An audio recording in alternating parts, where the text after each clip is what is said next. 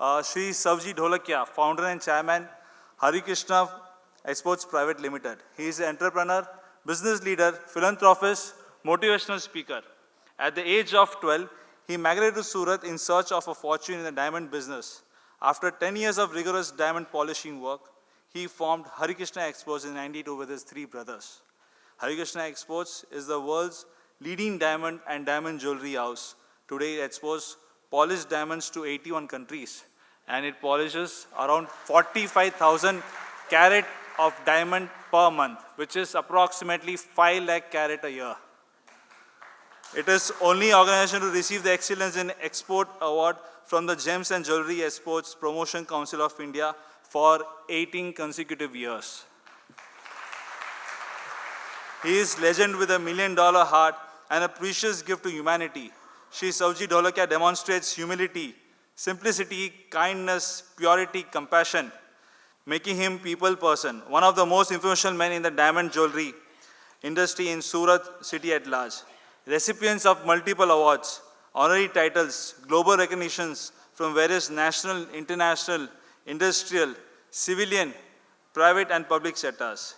He initiated a family tradition, sending his children to a new land without any identity and money, so that the children learn the value and tries to live the circumstances on his own. He introduced Silk India Initiative Ceremony, a unique program for employees was formed in 2014 as a loyalty program.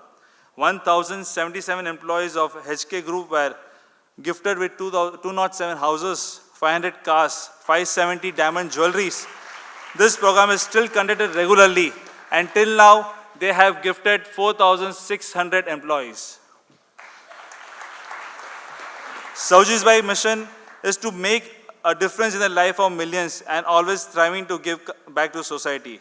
Along with many social welfare programs, his Hari Krishna Sarovar program under the Dholakia Foundation was highly recognized by the Government of India and honored him with the prestigious Padma Shri Award in 2022. Today, they have constructed 110 lakes under this project for reviving the barren land of Gujarat. There are many such social welfare projects like Balashram School, free book, uniform distribution, free education, teachers training program, free auditorium, health camps, wellness camps, meditation camps, projects for underprivileged kids, construction check dam and farm ponds, planting 25 lakh trees, and on and on. I have to cut short here, and I should end this here and request Savji Bhai to take over and enlighten us with his charm. Savji Bhai, the stage is yours. Thank you so much.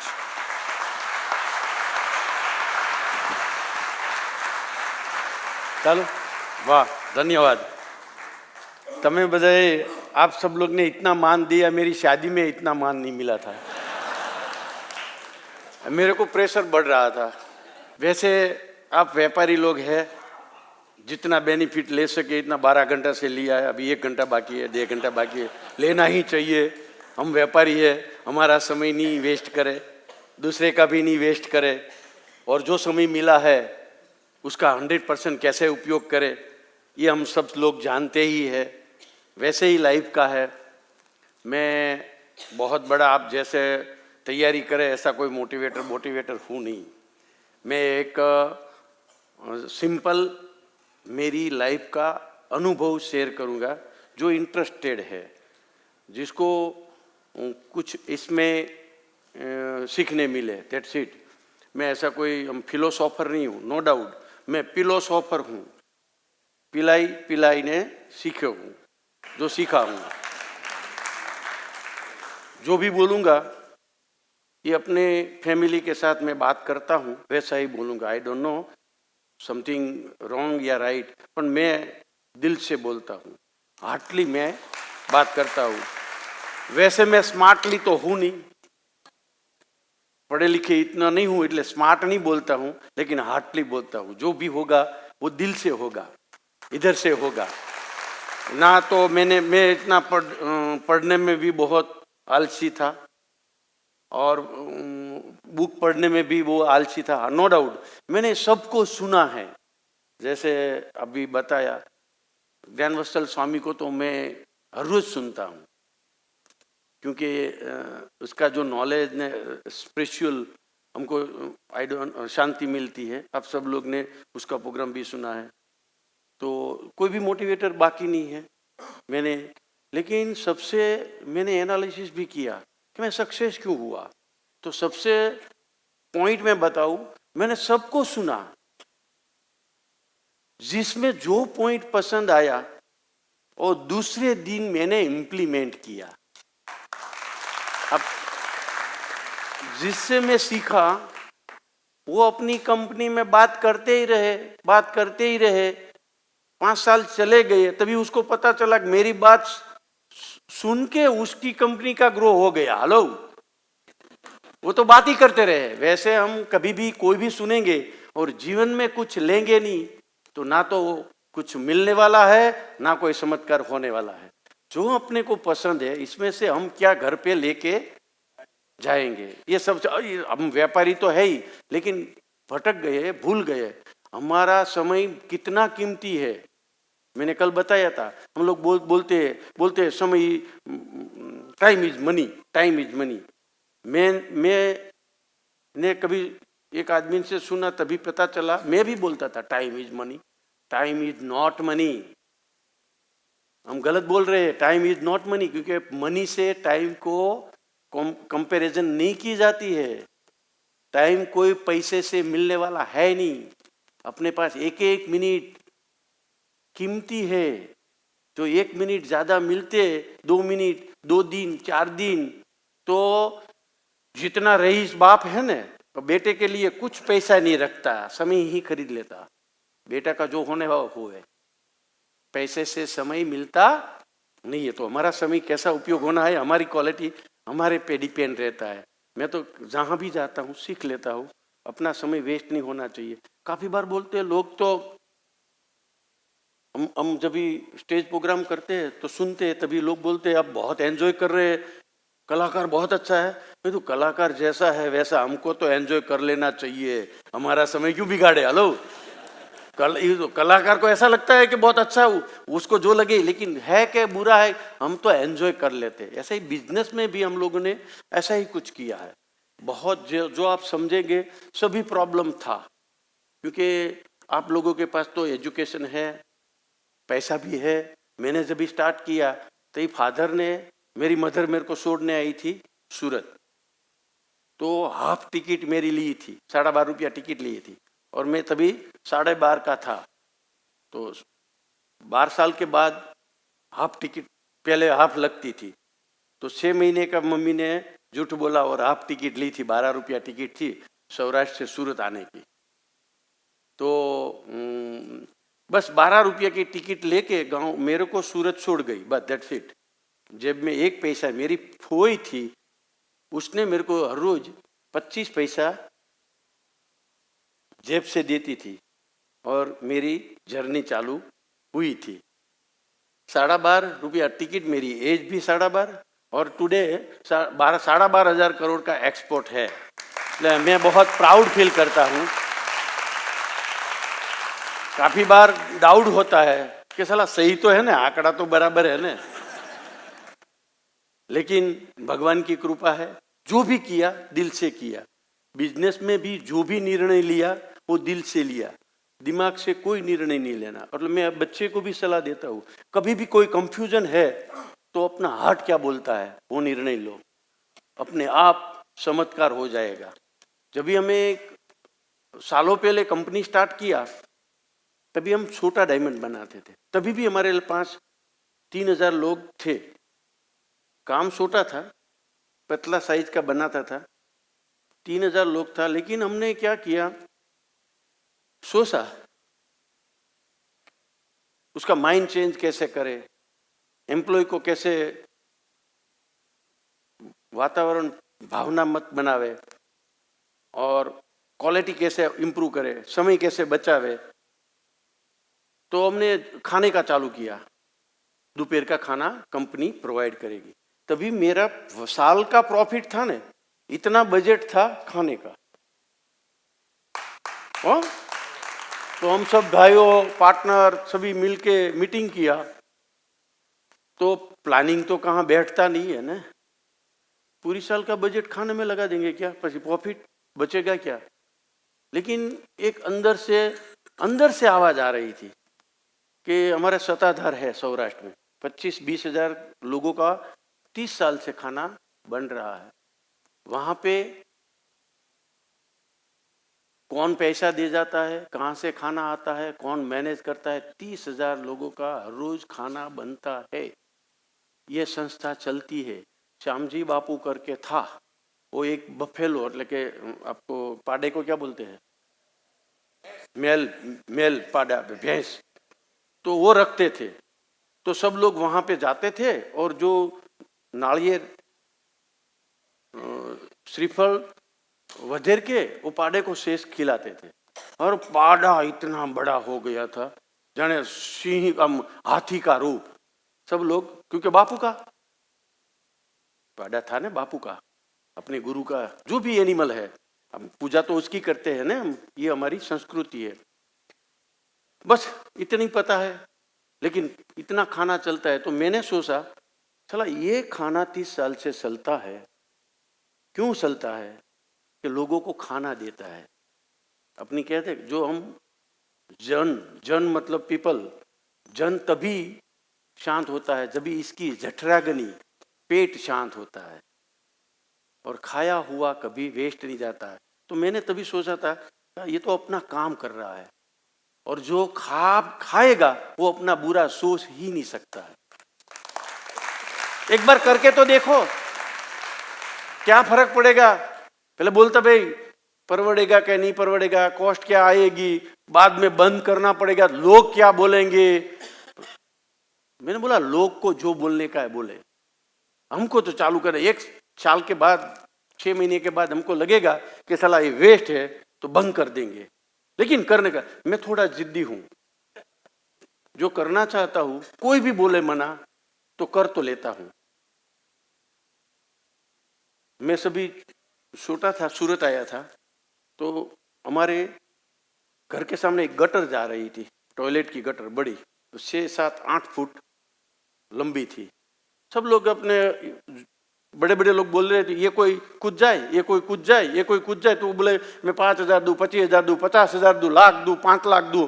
वैसे ही competition ने शरत लगा रहे थे। मैं छोटा था तो सब लोग को बात करते थे, मैं पीछे जाके गटर कूद गया, तो मुझे 100 रुपये पे आ गया।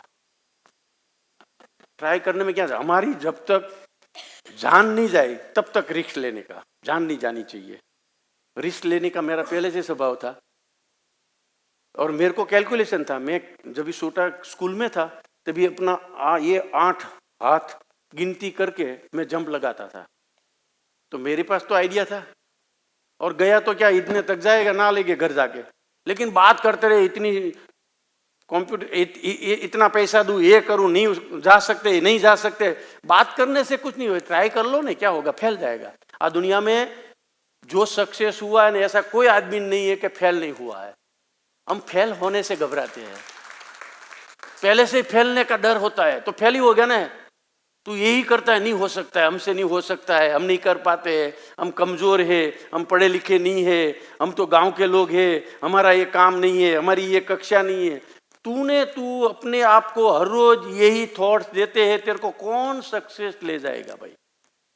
तू सही है, तू नहीं कर पाएगा। हेलो, तू सही है 100%, और निष्फल होता है तो वो भी बोलता है, मैं बोलता था नहीं, मैं सही नहीं था। तू सही है, तू सही है, मैं लिख के देता हूं, तू सही है भाई।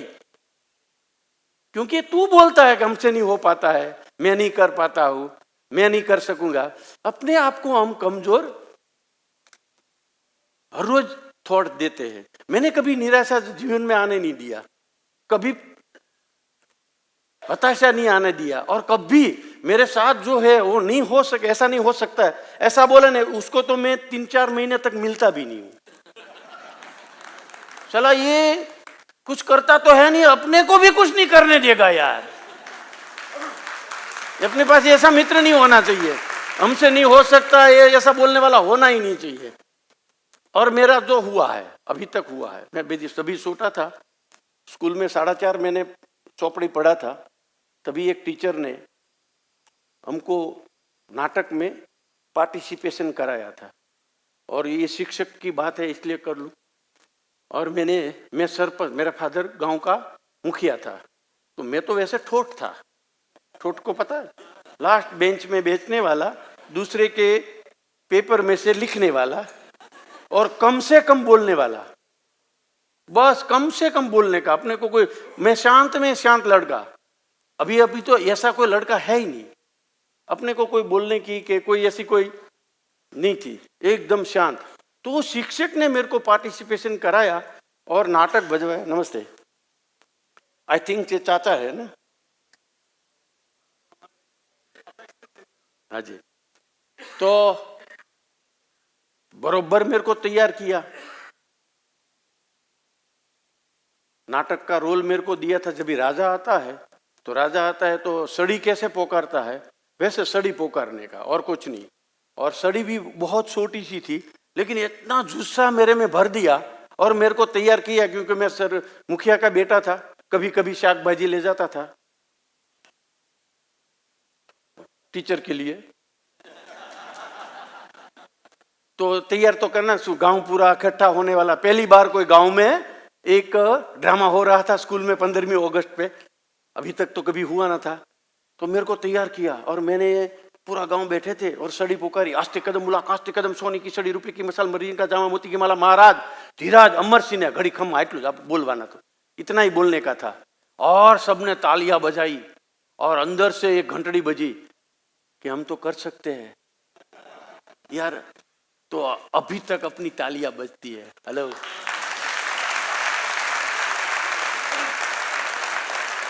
एक हरिजन टीचर ने मेरे को कितना मोटिवेशन दिया, ये कोई दुनिया में नहीं जानता, मैं जानता हूं। समझ लो टीचर क्या कर सकता है। एक अपने घर में भी फादर बच्चे को हर रोज रोकता है, मदर भी रोकती है और टोकती है।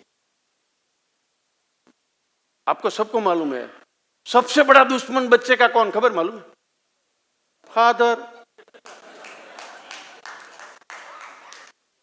मैं तो हर बार बोलता हूं, काफी बार बोलता हूं, अपने से बेटा किसी का अच्छा क्या हो सकता है? कभी तारीफ तो करते नहीं है। अपने बेटे से दुनिया में किसी का बेटा अच्छा नहीं। ओके, जैसा भी है हमारा है। हेलो, मेरा बेटा 26 साल का है, मेरा पिताजी 84 साल का है। काफी बार होता है बेटा नहीं मानता है, और काफी बार होता है पिताजी नहीं मानता है।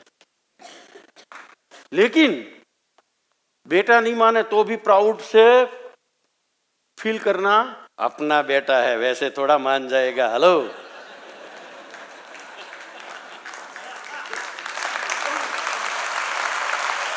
वैसे थोड़ा हार स्वीकार लेगा, अपना है। हेलो, फादर भी नहीं मानता है तो भी यार अपना बापा है। हेलो, अपने को तो ढीला पड़ने का नहीं है, एंजॉय करने का है और बिंदास जीने का है। यही लाइफ है, यही सत्य है। किसी का बेटा किसी को कोई देने वाला नहीं, अपना बेटा ही लास्ट में खाना देगा। देगा तो देगा, नहीं देवे तो भी जलसा। अपने को कम, अपनी स्टेमिना, अपना मूड कभी खलास नहीं करने का। समय को जो करने हैं वो कर ले। परिस्थिति आती रहेगी, ऐसा लगता होगा शायद कि आपको तो बहुत अच्छा परिवार मिला, आपको तो बहुत अच्छा अपॉर्चुनिटी मिला, आप सक्सेस हो गए, बात आती है। हेलो, लेकिन सक्सेस जिसको मिला है ना, उसको पूरी दुनिया का प्रॉब्लम है, एक ही प्रॉब्लम नहीं है। कौन सा? पैसे का। बाकी सब लाइन ही है प्रॉब्लम की। और जिसके पास पैसा नहीं है ना, इसको एक ही प्रॉब्लम है। कौन सा? पैसे का। बाकी कोई प्रॉब्लम है ही नहीं।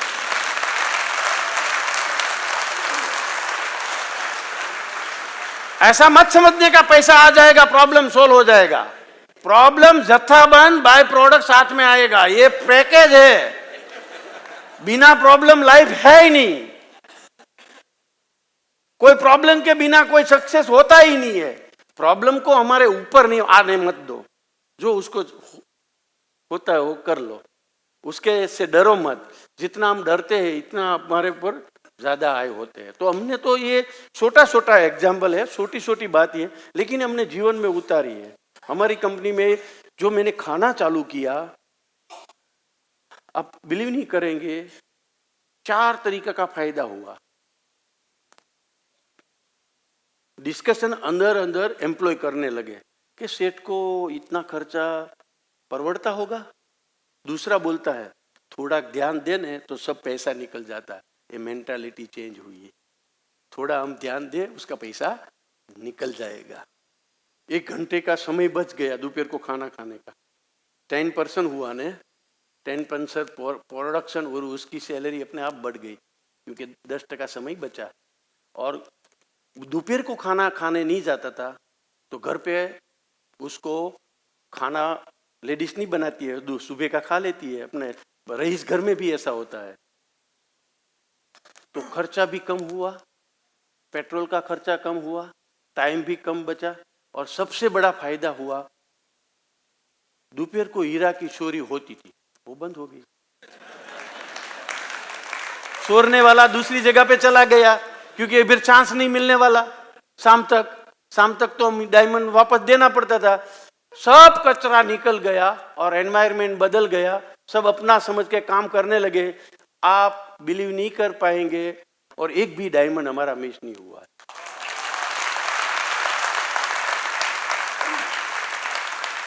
वाई कि ये जिसका खाता है ना, इसका कभी कोई खराब नहीं करता। नो डाउट 1-2 निकलेगा, इसमें नहीं देखने का। फिर भी अपने को जो मग है, मग कुकर में डालो तो भी 2-3 दाना नहीं चढ़ता है, तो 2-3 आदमी नहीं सड़ेगा।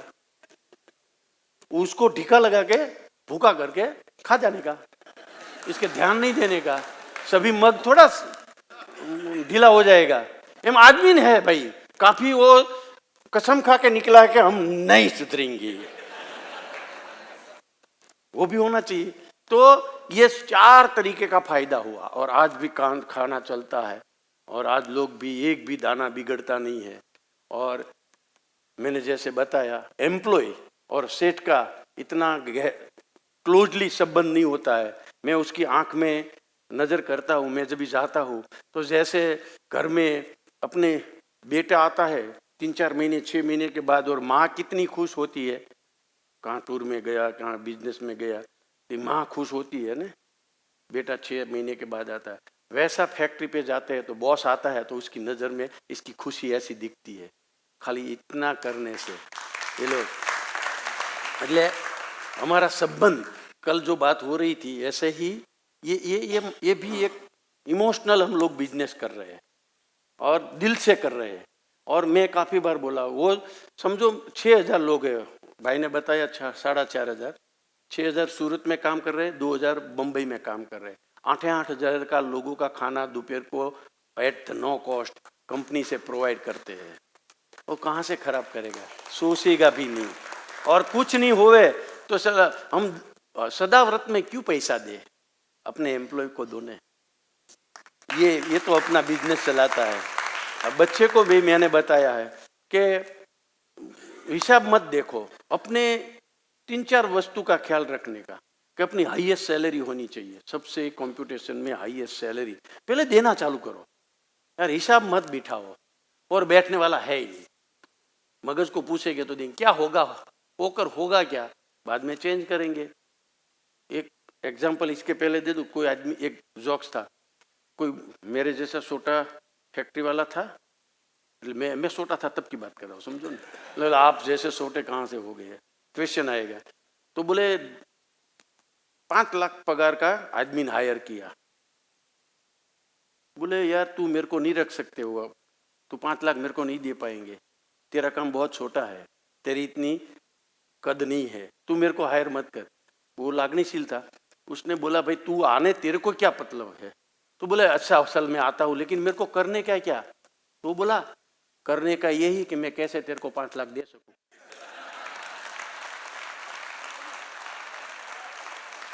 तू साला मना बोलता है और बोलता है क्या करने का, मैं कैसे एफर्ट कर सकूं वो करो। आज हमारे यहाँ ऐसा ही हुआ। 6,000 लोग काम कर रहे हैं, 6 लाख रुपया के एवरेज पर पर्सन की सैलरी महीने की है। मैं जाहिर में बोलता हूं, पर पर्सन सूरत में 35,000 की एवरेज है, हमारी 1 लाख की है सैलरी की, और 12,000 ये ब्रिजेश मेरे साथ है। जब भी उसको कितना साल हुआ तू आया, 10 साल पहले आया था, तभी ये यूनिट हमने अलग चालू किया। अलग इसलिए किया, यूनिट कैसे चालू होता है तेरे हाथ से कर, तू एम्प्लॉय ढूंढ, तू प्लानिंग सब सीख लिया, बाद में तू जा पैसा डायमंड ले जा और फैक्ट्री तू खुद डेवलप कर, आदमी कैसे लाने का, वर्कर कैसे लाना। तो वो तभी मैं बोलता था, तभी 12,000 15,000 पर मंथ की सैलरी थी, और मेरे को एक दिमाग में आ गया था, ये करेंगे तो इतना पैसा बचेगा और इतनी सैलरी हम दे सकते हैं और हमारी कॉस्ट सेम आएगी। जब भी 15,000 12,000 सैलरी थी और जो कॉस्ट आती थी वही कॉस्ट में हम 1 लाख से ज़्यादा सैलरी दे, कॉस्ट बढ़ा ही नहीं है, क्योंकि हमारे वेस्ट ऑफ टाइम स्किल सब हमने बचाया और वो हमने पास किया, हमारा घर का कुछ नहीं दिया है। और साल का पूरा साल का हमारे पास गणित रहता है कि किस एम्प्लॉय ने कंपनी को कितना बेनिफिट कराया, उसको गाड़ी मिलती है, वो क्वालिफायर होता है।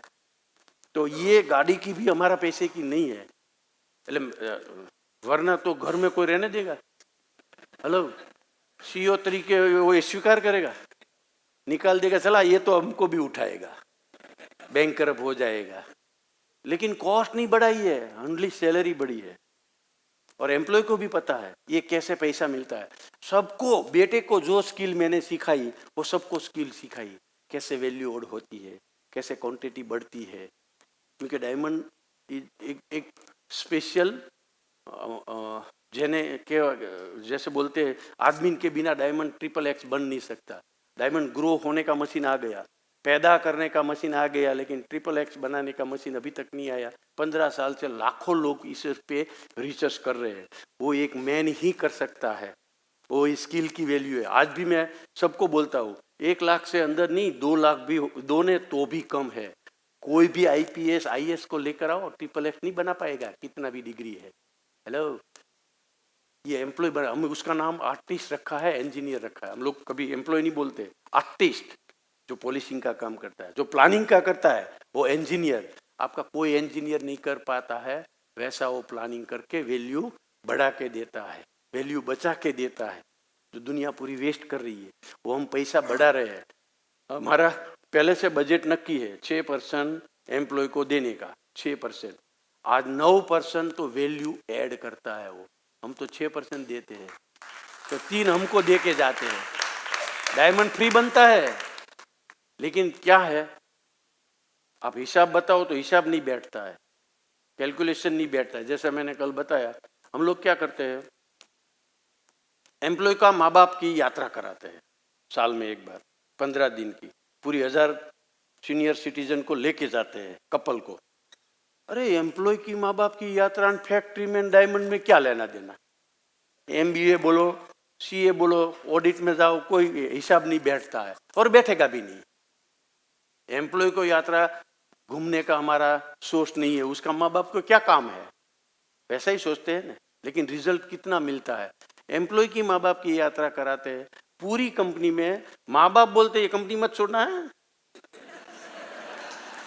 साला तूने मेरे को कभी पावागढ़ नहीं बताया, ये हरिद्वार लेके गया साला।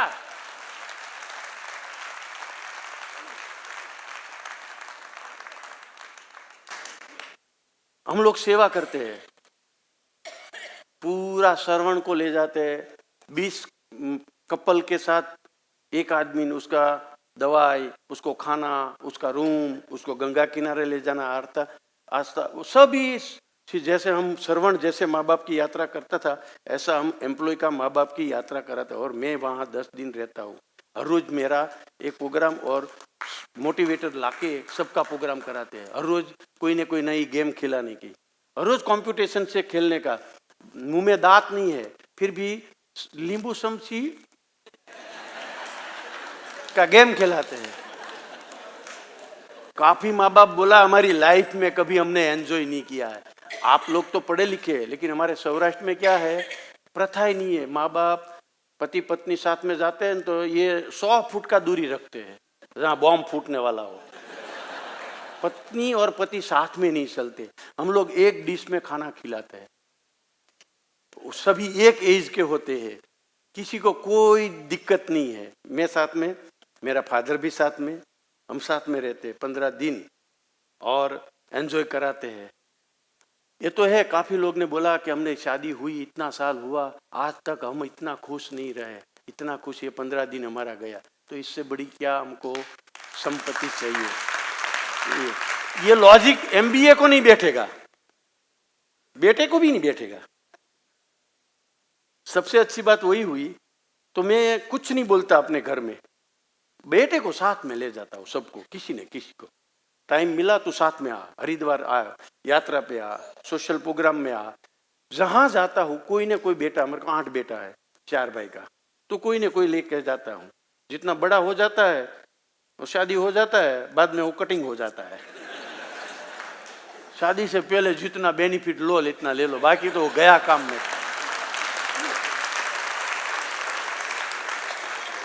पर इसके पहले मेरे को जो उसमें डालने का दिखाने का वो मैं दिखा देता हूं, बाद में वो बदलने वाला नहीं है, वो भले आई कहां से भी,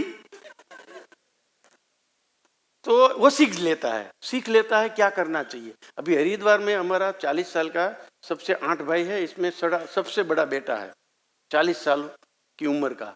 वो आया 2 दिन देखा, इतना प्रभावित हुआ, इतना, वरना वो बिजनेस में बैठता है, पे चाचा ये सब कर रहा है, ये क्या करने की जरूरत है, इतना टाइम बिगाड़ने का, 10 दिन हमको नहीं देता है 2 घंटा, और एम्प्लॉय का मदर फादर के लिए 10 दिन, ये क्या लॉजिक है। आज का लड़के का तो वही सोचेगा ना। तो वहां आया, 2 दिन देखा, स्टेज पे आया और उसने पूरी लाइफ का कमिटमेंट दे दिया कि चाचा जो कर रहा है, मैं अपने 8 भाई की तरफ से ये वादा करता हूं कि ये सिलसिला हम चालू रखेंगे। अपना इन्वेस्ट हो गया, तू ये करना वो करेगा क्या? वो बोलेगा कि मैं करूंगा तो करेगा। बस एक बार बोल दिया, हमारी बात खत्म हो गई, इसका कमिटमेंट हो गया 8 भाई की तरफ से। और इसकी बीबी भी साथ में थी, बहू भी। अभी क्या है, इसमें हमारे सौराष्ट्र में एक कहावत है, जब भी बुंगियो वागे ने युद्ध को, तभी कोस टन लग जाती है ताकत से, तभी काम कर लेना चाहिए। वैसे वाइफ भी आई, उसको भी हुरा तन सड़ा, बोली आंटी ने अंकल को पूरी लाइफ मदद करी, मैं भी करूंगी। अपना काम हो गया ना, आंटी का भी काम हो गया ना। दिखाओ, साथ में रखो, बोलो मत कुछ सलाह, इसको सलाह की कोई जरूरत नहीं है। लो, ये आपसे ज्यादा पढ़े हो और आपका बेटा है, कहां से मानेगा यार। और पूरी लाइफ कहते रहेंगे तो बाप से बड़ा दुश्मन दुनिया में कोई है ही नहीं।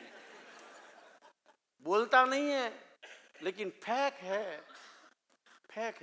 तो साथ में रखो मैक्सिमम। मेरा कहने का, मेरा लॉजिक यही है, बेटे को साथ में रखो, बेटी को साथ में रखो।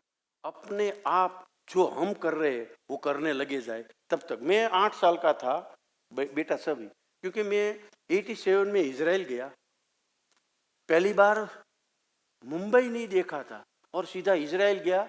तभी सिक्योरिटी कैरो की बहुत स्ट्रांग थी और ना तो इंग्लिश आता है ना तो अच्छी तरह से हिंदी आता है। और मैं हिब्रू में हीरा खरीदने गया, 3 शब्दों सीख के गया। हाउ मच, क्या भाव है, बाद में कैलकुलेटर में वो भाव बतावे, $325। मैं कैलकुलेटर में 275, यस नो, तो के नो चला, यस बोले तो लेके चला। ऐसी मेरी पर्सनालिटी हो गई। ये आदमी 3 ही बार बोलता है और यस नो करके चला जाता है, देने का है तो जल्दी दे दो।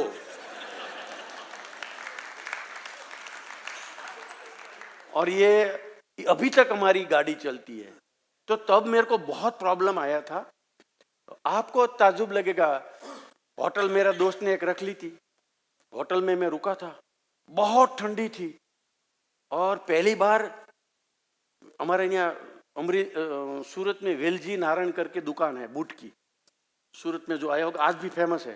पहली बार वो बूट, स्ट्रॉन्ग बूट पहना था और सूट बूट लेके हम बूट चला, इतना बूट से पग वो ढके, मालूम है ढके आपको, आज आप ब्रांडेड पहनने लगे तो बूट ढकता नहीं है, बूट ढकता है ना तो इतना ढकता है तो 16 पड़ गया, शाम को ताव बुखार आ जाता है। और ऐसा बूट पहन के जाने का एक ही जोड़। और 8 दिन के बाद बेला उसको बोला यार तू यार कैसी होटल रखी है, गर्म पानी आता नहीं है। वो बोले क्या नहीं आता है? आता है।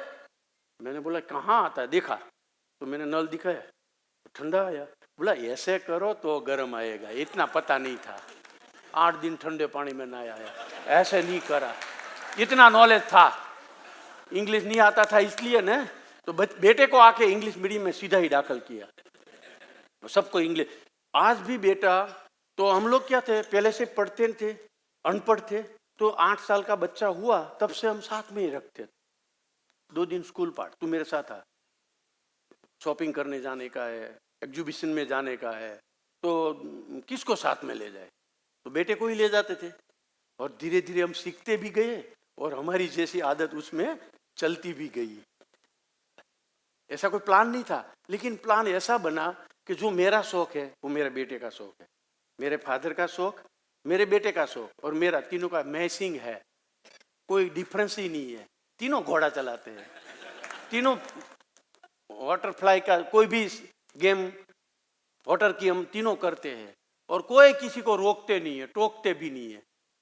काफी बार मम्मी बोलते आप तो तीनों सरखे हुए हैं। यस, ये आदत अपने आप आ गई और जनरेशन गैप 0 है आज भी, no doubt.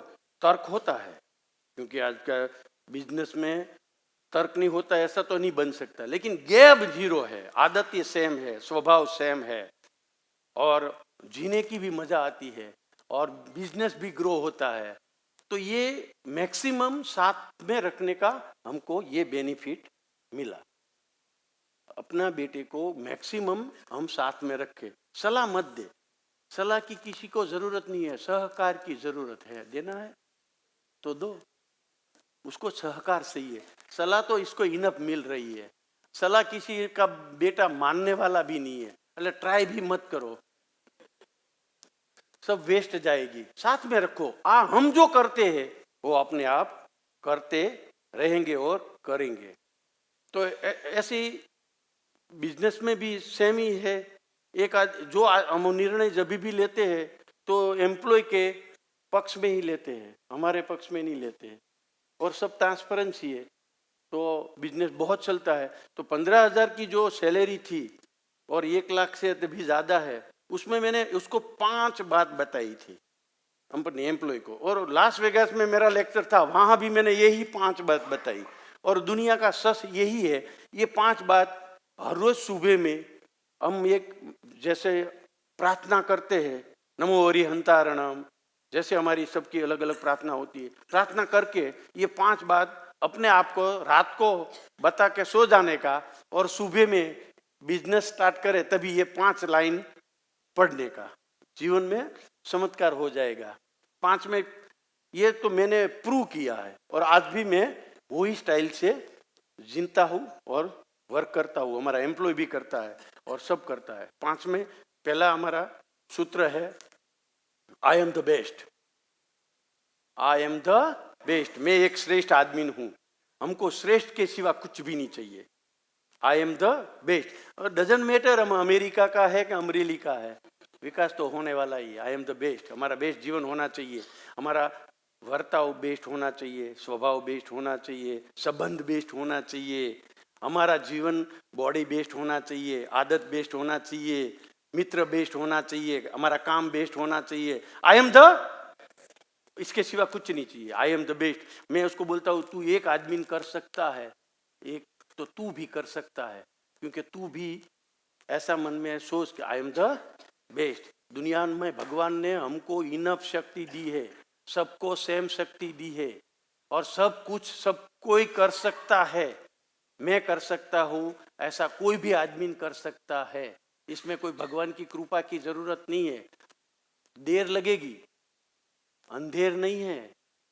I am the best. मैं बच्चे को भी बोलता हूँ, एक ही जीवन में मंत्र रखो, आई एम द बेस्ट। हाँ, जब भी बेस्ट आदमी का व्यवहार कैसा होना चाहिए, उसका टाइम का उपयोग कैसा होना चाहिए, शाम को कितने बजे सोना चाहिए, कहाँ पे खाना चाहिए, जंक फूड कितना खाना चाहिए, कितनी बार खाना चाहिए, कितने बजे सोना चाहिए, सुबह में वॉक करना चाहिए, योगा करना। I am the best. Best आदमी का लक्षण क्या है, वो हमारे में डेवलप करो। आपको मालूम है, हम काफी बार बोलता है, मैं तो काफी बार बोलता हूं, आप क्या बनना चाहते हो, आप जो बनना चाहते हो यंगस्टर। अब हमारे को तो ट्रेंड चली गई, फिर भी मैं बताऊं, आपको स्टार बनने का है तो बन सकते हैं, आपको बिजनेसमैन बड़ा बनने का बन सकते हैं। कैसे बन सकते हैं, समझो हमारी एज के लोग की लिमिटेशन आती है, वो भी बन सकते हैं। कैसे, समझो आपको ऐश्वर्या राय से लगन करने का है, शादी करने का है, आप कर सकते हैं। लेकिन मैं भी कर सकता हूं। कैसे, मैं मेरी वाइफ को ऐश्वर्या राय ही समझू ना। हेलो, वैसे आई एम द बेस्ट, हम कुछ भी कर सकते हैं। जैसे समझो हम, आप पीएम भी बन सकते हैं, नरेंद्र भाई मोदी बन सकते हैं, लेकिन उसका आपने शेड्यूल देखा है, 3 घंटा सोता है, साल में 2 बार पानी के ऊपर फास्टिंग करता है, योगा करता है, और तो और कोई भी आदमी को वो टाइम देता है, किसी की भी बात सुनता है, 24/7 परिवार को छोड़ के राष्ट्र के लिए समर्पण किया है, 18 घंटा मेहनत करता है। चला, हम एक बार उपवास करते हैं तो हराड़ की लाइन लगा देते हैं, और रोज सुबह में, कल मैं मॉर्निंग वॉक में जाऊंगा। मोदी नहीं बन सकते। हेलो, मैंने सब कुछ दाव पे लगाया है, तभी ये पोस्ट पे पहुंचे। 35 साल उसने पूरा भारत का भ्रमण किया है, कभी पोस्ट की अपेक्षा नहीं रखी है, डायरेक्टली दिल्ली से गुजरात में सीएम बना था, इतनी इसने मेहनत किया था। उसकी जो पूरी, आप लोग तो पढ़े लिखे हैं, उसकी बुक है इंग्लिश की, उसकी कोई ऑथर है विदेश की, उसने लिखी है, टॉप ऑथर ने लिखी है उसकी जीवन कथा। कितनी इसकी हार्ड मेहनत है। हमारी मेहनत क्या है, हम भी कर सकते हैं। उसको इंग्लिश नहीं आता था, आज सटासट बोलता है। उसकी मेहनत तो देखो यार। और हम अपने बेटे को समय नहीं दे रहे, वो सबको, मेरे को, ये आपको, कोई भी लोगों को समय देता है। चला, हमारे पास समय नहीं होता है, उसके पास समय ही रहता है। हमारे पास कुछ है नहीं, बोले समय नहीं है, टाइम पे हम जाते नहीं, 1 मिनट कहाँ लेट नहीं पड़े। हमारे पास ये क्वालिटी होनी चाहिए ना, हम हमारी क्वालिटी डेवलप करें, हम कुछ भी कर सकता है। मैंने काफी बार बोला है कि जो तो नहीं है मेरे पास इनफ वर्क है, वरना सीएम बनना भी इजी है। हेलो, मेहनत के सिवा कोई प्रमोशन मिलने वाला है ही नहीं, इसका कोई सब्स्टिट्यूट नहीं है। क्या बोलते हैं इंग्लिश में, सीख गए आपके साथ रह के, इसका कोई ऑप्शन नहीं है। मेहनत, किसी की दया की जरूरत नहीं है, इतनी हार्ड मेहनत करो। मैं तो काफी बार ऐसा बोलता हूं, मेरे को तो 59 ईयर हुआ, ये अभी 60 साल पूरी होगी, और 100 साल जीने का है। हेलो, 40 साल काम करने का है, और 100 साल में 400 साल का काम करके मरने का है। ये मेरा सपना है, ये मेरा गोल है। अभी मेरा सपना राष्ट्र का सेवा के लिए मेरे को काम करना है। अभी इनफ काम कर लिया, खुद के लिए, परिवार के लिए, समाज के लिए करने का है। अभी नेचर को मेरे को जिंदा रखना पड़ेगा ना, प्रमोशन मिल गया ना। हेलो, और शायद ले गया तो वहां ज्यादा जरूरत होगी ना। हेलो, इधर से वहां मेरा वर्क ज्यादा होगा तो ले जाएगा, अपने को मोड़ा नहीं पड़ने का है। ले भी गया तो भी वांधा नहीं है। तो काम ये, मैं इतना वर्क करना चाहता हूं और करता हूं कि मरने का भी समय नहीं मिले। कहां से मिलेगा? हम ऐसा वर्क करें, इसका कोई, वरना तो हमको बिल गेट्स के वहां जन्म मिल जाए ना, इधर क्यों आए? ये तो चमत्कार होने वाला है नहीं, अभी तो चमत्कार हमको करना पड़ेगा। इधर रह के हम क्या कर सकते हैं? I am the best. दूसरा है I can do it, I can do it, मैं कुछ भी कर सकता हूं और करने के लिए काबिल भी हूं, लायकात भी है। भगवान ने हमको इनफ समझ, शरीर और संपत्ति दी है। वैसे मैंने बताया 12.5 रुपया टिकट में मेरे को छोड़ गए थे जी। मैंने फैक्ट्री चालू किया तभी 3900 रुपया फादर ने दिया था, 3900। उसके बाद 4000 पूरा नहीं होता, वरना तो राउंड फिगर में देते। तो इतनी कैपेसिटी थी। और अभी आपने जो जैसे बताया, तो आई कैन डू इट। मैंने कभी नहीं, मैं नहीं कर सकता हूँ ऐसा मैंने कभी सोचा भी नहीं है, ऐसा कभी मैंने किसी को नजीक आने भी नहीं दिया है। आई कैन डू इट, कहाँ का है डजंट मैटर, हम कर सकते हैं। ये हमारे पास विल पावर होना चाहिए। एक आदमी काला माथा का मानवी कर सकता है, ये सब कुछ हम भाई कर सकते हैं। प्रफुल्ल भाई कर सकता है, वो तो भी मैं कर सकता हूँ। दादाजी जो किया वो भी मैं कर सकता हूँ। दुनिया में कोई भी आदमी, एक एग्जाम्पल है कि ये मुमकिन चीज है तो हम कर सकते हैं, नामुमकिन चीज भी हम कर सकते हैं, ये तो मुमकिन एग्जाम्पल है। वो कोई नया अवतार लेके नहीं आया है, इधर आके उसने अपने आप को डेवलप किया है। I can do it. कोई भी हर हालत में ऐसा कभी कॉन्फिडेंस तोड़ने का नहीं, कभी ऐसा सोचने का नहीं। आई कैन डू इट, मैं कर सकता हूँ। हार भी जाए ना तो भी घबराने का नहीं, आई कैन डू इट। क्योंकि हारा, जो आदमी ने हारा है वही जीता है, हार के बिना सक्सेस मिलने वाला है ही नहीं। मैंने तो काफी बार एक्सपीरियंस किया। और भगवान जब भी हमको देता है ना तो टेस्ट भी करता है। साले कोई ईगो नहीं आता है ना, हवा नहीं भर जाती है ना, पैसा दे के थोड़ा टेस्ट करता है। अच्छी तरह से यूज करें, पैसा भी प्रामाणिकता से यूज करना चाहिए, सभ्यता से यूज करना चाहिए, लोभ नहीं, पैसा को उड़ाना नहीं चाहिए। मेरे को ये पसंद बहुत नहीं है जो पैसा स्टेज पे जाके उड़ाता है, मैं कभी नहीं उड़ा। ये अपनी लक्ष्मी है, हम लक्ष्मी मानते हैं पैसे को, इसको उड़ानी थोड़ी चाहिए। प्रामाणिकता से आप, लक्ष्मी तो ही टिकेगी, उसको रिस्पेक्ट मिलेगा, वरना घरवाली भी भाग जाएगी। लक्ष्मी है, कहां से टिकेगी? कंफर्ट जोन चाहिए, रिस्पेक्ट चाहिए तो ही टिकेगी।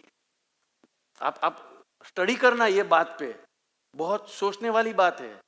जहां गई है, जहां से गई है उसको कंफर्ट जोन नहीं मिला है, उस सभ्यता से यूज नहीं हुआ, वहां गई है, तो ये इतना रिस्पेक्ट होना चाहिए। I can do it. तीसरा है God is always with me. भगवान हमेशा अपने साथ, इतना भरोसा होना चाहिए, कभी मन डगमगाने का नहीं। भगवान परीक्षा लेगा, God is always with me. जो भगवान हमारे साथ है, किसकी मजाल है हमको हराएगा, इतना भरोसा होना चाहिए, विश्वास होना चाहिए। वो हिसाब से हमारा स्टेप होना चाहिए। God is always with me, हमारे साथ भगवान है ही। भरोसा है तो है, लेकिन आज तक किसी ने भगवान को नहीं देखा, लेकिन भरोसा है इसलिए भगवान है। फिजिकली भगवान आपको नहीं मिलेगा, मैं आपकी मूड़ी दाव पे लगा दूं, नहीं मिलेगा। विश्वास से बड़ी कोई चीज नहीं है। भगवान है, विश्वास में है, श्रद्धा में है, अपने आप को और भगवान पे भरोसा होना चाहिए। हमारा विवरिंग माइंड नहीं होना चाहिए, कभी शंका मत करने का, कभी डरने का भी नहीं। भगवान है। अभी हम शाम को जब भी दूध में दही का 2 टीपा डालते हैं तो दही हो जाता है ना सुबह में। रात में 2-3 बार देखे तो आंगली हिला के जमा के नहीं जमा, क्या होता है? सूंघने जैसा नहीं रहेगा। क्यों? भरोसा नहीं है, दही होएगा। हमने ये इसमें सांस का 2 टीपा डाला है, सुबह दही होने वाला है। हेलो, हमने ऐसा ही काम करो, दही होने वाला है। क्यों शंका करते हो? आज तक किसी ने नहीं चेक किया कि साला हुआ कि नहीं, चल 12 बजे देख लूं। इतना भरोसा है दही पे, भगवान पे नहीं है। भरोसा होना चाहिए। गॉड इज ऑलवेज, हमारा बर्ताव ऐसा होना चाहिए, भगवान हमारे साथ है।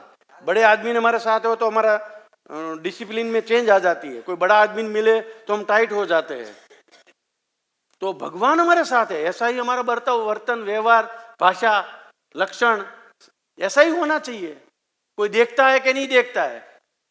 रेलवे में से हम निकले तो बाथरूम में से लाइट बंद करके निकलना चाहिए, वो पता नहीं है, किसी ने किया अभी तक? रेलवे की लाइट, होटल की, किसी ने एसी नहीं बंद करे, लाइट नहीं बंद की, जो टूअल से हम नहाते हैं ना उससे बूट साफ करते हैं, और अपने बाप का नहीं है इसलिए ना। चलो हमारी सोच तो देखो यार, सबको एक्सपीरियंस है, मेरे भी कोई ये का हो जाएगा। भगवान हर मिनट हर जगह पे अपने को सहकार देते हैं, ये मेरे को काफी बार एक्सपीरियंस। मेरे पास जो थॉट नहीं है वो थॉट निकल जाता है।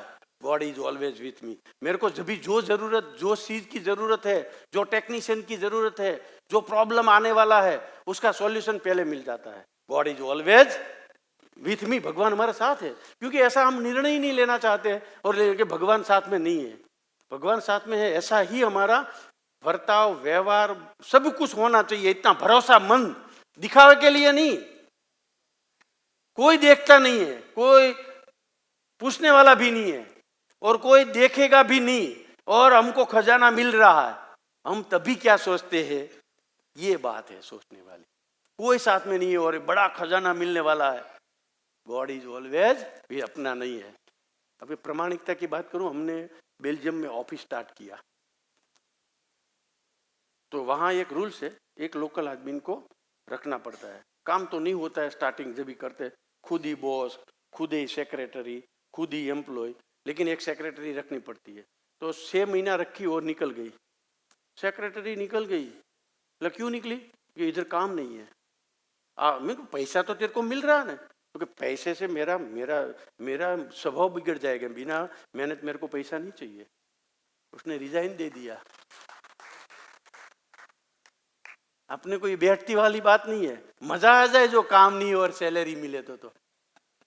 लेकिन ये God is always with me, भगवान हमारे साथ हर पल है। ऐसा ही हमारा व्यवहार होना चाहिए। ये मैंने 5 सूत्र अपने एम्प्लॉय को बताया, और व्यवहार सब कुछ बढ़िया करता है। और हर रोज मैंने बोला है ये अपने घर पे डिस्कशन करने का, ये खाली बात सुनने के लिए नहीं है, अपने जीवन में अप्लाई करने। और चौथा, I am the winner. Win तो होने वाला ही है, कभी नहीं हारने। हार गया 3 बार 4 बार, फिर भी आई एम द विनर, क्योंकि जितने हारने का जितना भी स्कोप है, सब हार जाएंगे, पछी तो जीतेंगे ना। हेलो, तब तक नहीं हारने का, जब तक हम एंट्री नहीं देंगे अपने आप को कि मैं हारा, तब तक कोई हराएगा नहीं। स्वीकारने का नहीं हार, एक्सपीरियंस हुआ, दूसरी बार ट्राई करो, तीसरी बार ट्राई करो, हारने आई एम द विनर, बस यही वहम होना चाहिए। मैं जब भी छोटा था ना, तभी मेरी इंफॉर्मेशन ऐसी थी, मेरे को पैसा वाला तो बनने का है, वो तो पक्का है, क्योंकि मम्मी ने बोला था तू पैसा वाला बनने का। ये मैं 12 साल का था, भी 3 सूत्र दे के गया था, तेरे को बेटा पैसे वाला बनने का है, बड़ा आदमी बनने का है, और तेरा नाम होना चाहिए। ये 3 सूत्र दिया है। 45 साल से इसके लिए मेहनत कर रहा हूँ।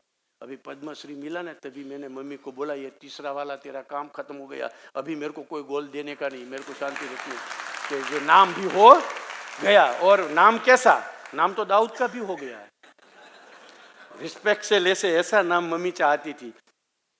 तो 3 सूत्र मम्मी ने दिया था। वैसा मैं जब भी बचपन में आया, मेरे को पैसा वाला तो बनने का, तो मैंने खोज चालू किया। 18 साल की उम्र में पैसा कैसे बने, बड़ा आदमी कैसे बने, सभी बड़े आदमी को पूछा, सभी धर्म गुरु को पूछा, सब सलाहकार को पूछा, सबसे पहले पैसा वाला कैसे बन सकता है। मेरा एक कजिन भाई है, गोपाल भाई, बहुत धार्मिक है, बहुत धार्मिक, मतलब वो टाइम पे इससे बड़ा मेरा गुरु कोई नहीं है, और मैं उसकी मानता था, सुनता। मैंने बोला पैसा वाला बनने का है तो कि 1 मिनट में बन सकता है। मैं कहता तू क्यों नहीं बन सकता? तो कि मेरे को सकाम भक्ति नहीं करना, निष्काम भक्ति करने का। ये क्या होती है सकाम भक्ति निष्काम? तो कि ये जन्म में सुखी होने का है तो उसको सकाम भक्ति बोलते हैं, और मरने के बाद सुखी होने का है उसको निष्काम भक्ति करना। मेरे को अपने को तो सकाम भक्ति करने की, निष्काम बिष्काम नहीं करनी, मरने के बाद क्या मिला क्या नहीं अड़े में। तो उसने मेरे को ये सिस्टम सिखाई, मैंने वो पाठ किया, और मैंने 18 साल की उम्र में 21 साल में 3 साल तक पाठ पूरा किया। जो पाठ आता है, जो जप आता है, जैसे आप बोलो नमो हरिहंतार, कृष्णाय नमः, वासुदेवाय नमः, नर नारायण, 108 नाम आता है। ऐसा 11 लाख पाठ करने का, 108 नाम का 11 लाख पाठ 3.5 साल तक मैंने किया। 3 साल हर रोज मैं 25 कर रहा था, सुबह, दोपहर को, शाम को, और सोने के वक्त 100 होता था। 308 दिन में मैंने कैलकुलेशन किया, 3,60,000 हो गया। 3 साल में 10,80,000 हो गया। तो 3.5 साल किया, मतलब भगवान को भी सांस नहीं रहे, 11 लाख पूरा किया। ऐसा मैंने गणित लगाया और किया। 21 साल में वो पाठ पूरा हो गया, 21 साल में मेरी शादी हो गई और मेरा घर हो गया। और बाद में तो मैं इतना पावर में आ गया कि भगवान मेरे साथ, क्योंकि मैंने भगवान का वचन पाला है, भगवान मेरा वचन पालेगा ही, इतना विल। तो तभी कांच में खड़ा रह के मेरी इंफॉर्मेशन थी कि जो पैसा वाला होता है ना उसको टकला होता है और उसका पेट बड़ा होता है। तो मैंने ये फुला फुला के पेट बड़ा किया, खा खा के नहीं। पैसे वाला बनने का इतना वहम में मैं रहता था, इतना इल्यूजन में रहता था, इतना स्ट्रांग मेरे को श्रद्धा थी, विश्वास थी कि अभी तो बस, मतलब कोई भी निर्णय मैंने लिया कभी देखा नहीं है, क्योंकि I am the best, I am the winner, I can do it, मैं कर सकता हूं। इतना रियल रोल मैंने अदा किया, जैसे स्टेज पे एक कलाकार रोल अदा करता है ना, वैसा ही मैंने अदा किया और कारवा बनता गया और सक्सेस होता गया। चौथा सूत्र, आई एम द विनर। और 5वां, today is my new day, forgetting, कल की बात भूल जाओ, कल जो किया है किया, आज से मैं क्या करने वाला हूं, आज से मैं क्या करूंगा, अगला स्टेप मेरा क्या होगा, कल से मेरा दिन कैसा होगा। अपना, जैसे काफी बार पिक्चर में आता है ना, विधाता, अपना भाग्य खुद लिखो। सही में सही है, अभिमान से नहीं, रिस्पेक्ट से, सम्मान से। भगवान ने सबको अपना भाग्य लिखने का मौका दिया है, हम लिखते नहीं है। हर रोज सुबह में लिखो, अपनी डिक्शनरी बनाओ कि मेरा कल का दिन कैसा होगा, कितने बजे चालू होगा, किसको किसको मिलूंगा, किसका बर्ताव करूंगा, प्रॉब्लम आएगा क्या करूंगा, शाम को कितने बजे सोऊंगा, फैमिली को कभी मिलेगा, वॉकिंग कब करूंगा, पाठ कभी करूंगा, जो भी करना है एडवांस में लिख दो और पूरी दुनिया को बता दो मैं ये करने वाला हूं। हम सो जाएंगे, पूरी दुनिया उघरानी करेगी। चला, इतना सारा मजदूर कहां से मिलेगा, अपना मजदूरी हुआ ना, याद कराएगा, जो हमको करने का पूरी दुनिया को बता दो। मैंने तो ब्रिजेश को बताया था, ये लोगों को 12,000 की एवरेज थी तभी उसको लाख पे पहुंचाने था। वो अंदर में हंस रहा था, बापूजी 12,000 की बात कर रहा है, अभी चले लाख की बात करता है। लेकिन हुआ, आज उसका भी कॉन्फिडेंस बढ़ गया। जो मैं बोलता हूँ कभी मना ही नहीं बोलता है, बापूजी बोलता है तो होता है, इतना उसको भी भरोसा आ गया। जब तक रिजल्ट ना मिले, जब तक लक्ष्य ना मिले, तब तक रुकने का नहीं है, इसमें रुकने की मना है। मतलब आज मैं क्या सीख के गया और कल से मेरा क्या स्टेप होगा, प्रगति अपने आप चालू हो जाएगी। कैसे ग्रो होगी आई डोंट नो, लेकिन ये श्रद्धा होगी, विश्वास होगा, ऐसा भाव होगा, ऐसा बर्ताव होगा, ऐसा स्टेप होगा, तो कोई भी आदमी कर सकता है। एक अनपढ़ आदमी 12,000 करोड़ का एक्सपोर्ट करके सब पढ़े लिखे को लेक्चर दे, ऐसा हो सकता है? पॉसिबल ही नहीं है, कोई लॉजिक ही नहीं है। कौन बुलाएगा? कुछ करो, किसी को किसी की जरूरत नहीं है। जो नहीं कुछ करो तो वाइफ भी नहीं बुलाएगी। हेलो, ये फैक्ट है, क्योंकि सबको सक्सेसफुल आदमी चाहिए। वाइफ बैठी है, एक सीक्रेट बात बता दूं, मैंने कल बताया था कि वाइफ को लेके आने का। मेरा शादी हुआ 38 साल हुआ, 38 साल में आज तक कभी मेरे को एक भी बार उसने टोका नहीं है, रोका नहीं है, और टाइम का कभी पूछा नहीं है, कब आएंगे, कितने बजे आएंगे, कहाँ गए थे, हमको तो समय नहीं देते हैं, हमारे साथ आते नहीं है। अपने पति को जो स्टार बनाने का है तो आपको बलिदान देना पड़ेगा। हेलो, सबको पति अच्छा चाहिए, सबको ऐसा ही चाहिए ना, सभी ऐसा चाहता है कि मेरा पति सबसे बड़ा आदमी बने। लेकिन आप जो बलिदान नहीं देंगे तो अकेला नहीं कर गए, क्योंकि आपके सपोर्ट के बिना वो कर ही नहीं सकते। और नो ऑब्जेक्शन सर्टिफिकेट 40 साल से दिया है, कभी ऑब्जेक्शन नहीं कोई भी निर्णय में। समय दिया तो भी, नहीं दिया तो। पहले तो हम लोग 12 बजे तक ऑफिस चालू रखते थे, सुबह 8 बजे जावे, रात को 12 बजे घर पे आते थे। सुबह का टिफिन, दोपहर का टिफिन, शाम का टिफिन ऑफिस पे आता था। मेरा भाई छोटा बता रहा है काफी बार कि बेटे को हमने बड़ा होता ऐसे नहीं देखा, ऐसे देखा है।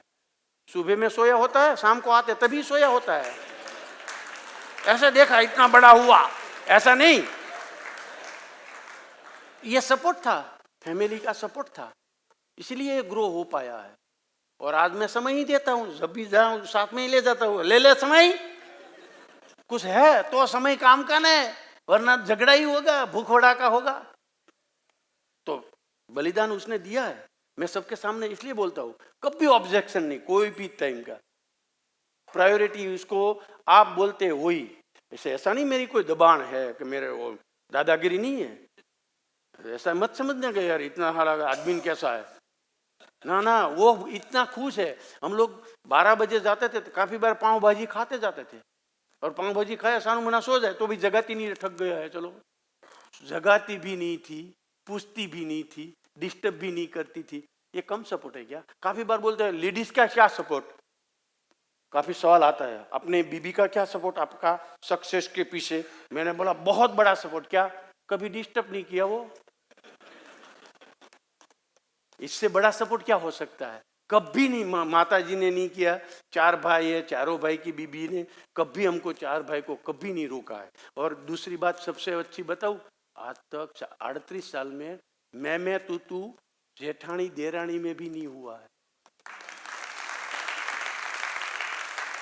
हम भाइयों काफी बार झगड़ा करते हैं, लेकिन ये लेडीज कभी झगड़ा नहीं किया। इसने हमारे घर में कोई झगड़ा आने नहीं दिया है। हेलो, शाम के लिस्ट रहता है, काकी ये करती थी, भाभी ये करती थी, मैं तो अभी मैं इसमें साथ में नहीं रह सकूंगी, ये नहीं कर वो आदमी बेचारा थक के आया और ये महाभारत चालू हुआ। क्या करें, कैसे ग्रोथ हुए, पूरी नाइट ऊँग कैसे आवे, कैसे सक्सेस हुए, यार आपको मालूम नहीं है। ये सही बात है, फैक्ट है।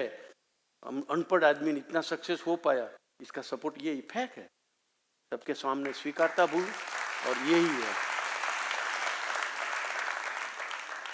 सबसे बड़ा फैमिली का यही सपोर्ट मिला है। और वैसे ही हम सक्सेस, ये बहुत छोटी छोटी बात है, कोई नई बात है नहीं, सबके घर में यही प्रश्न, यही प्रॉब्लम, और हम सभी हैप्पीनेस के साथ और खुशी के साथ अभी तक इधर तक पहुंचे हैं।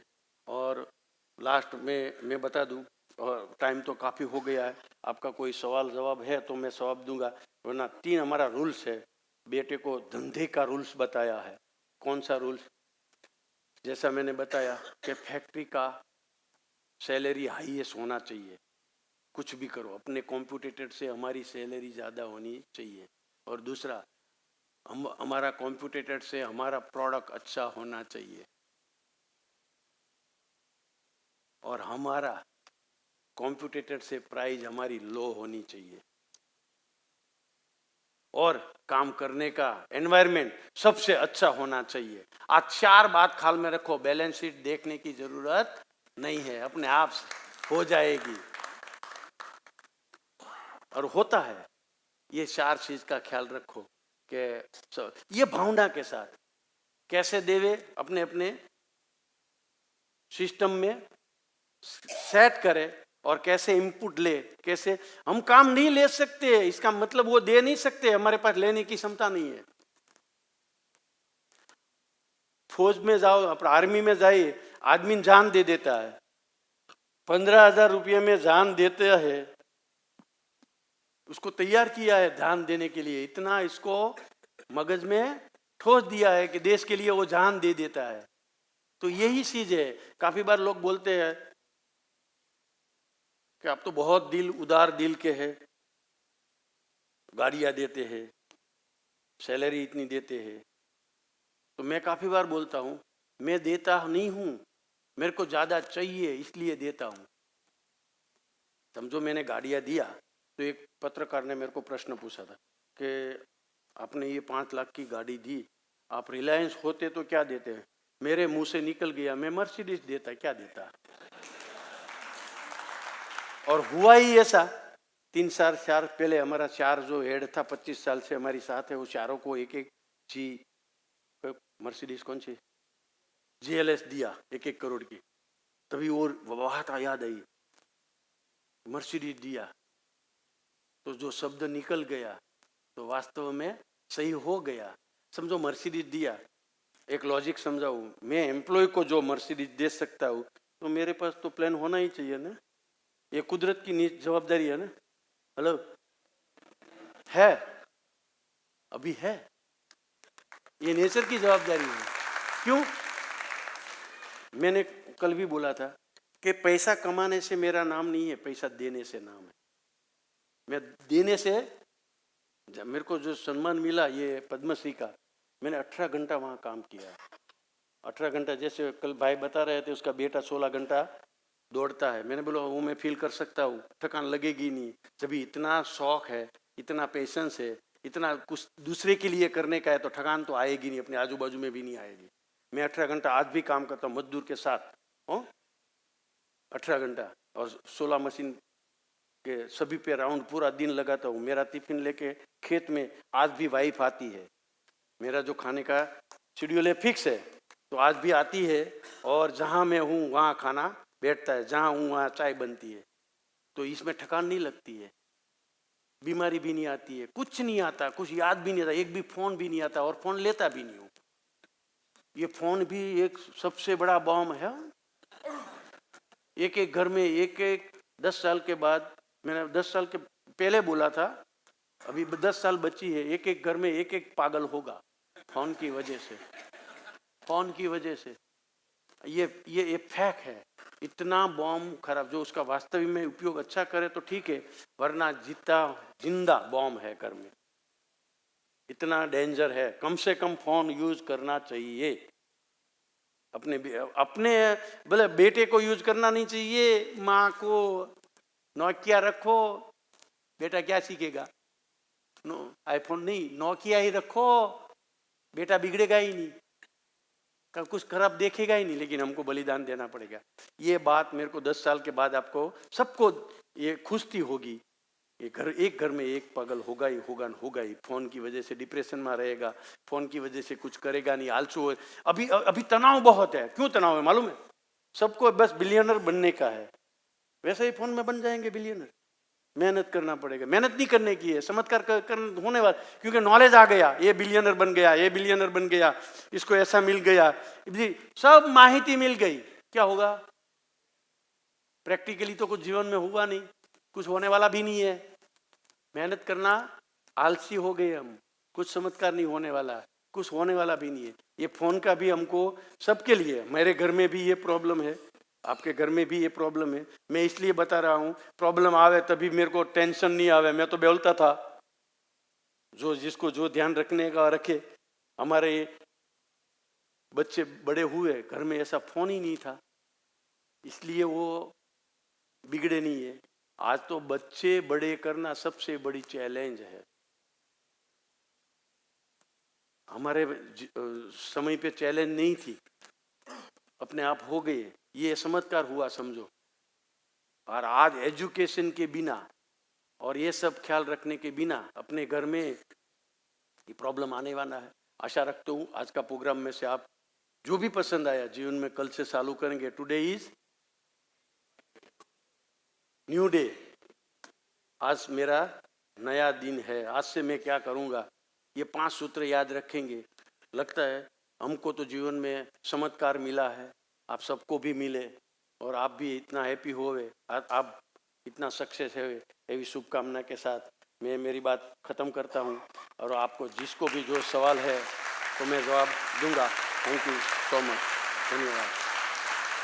Thank you.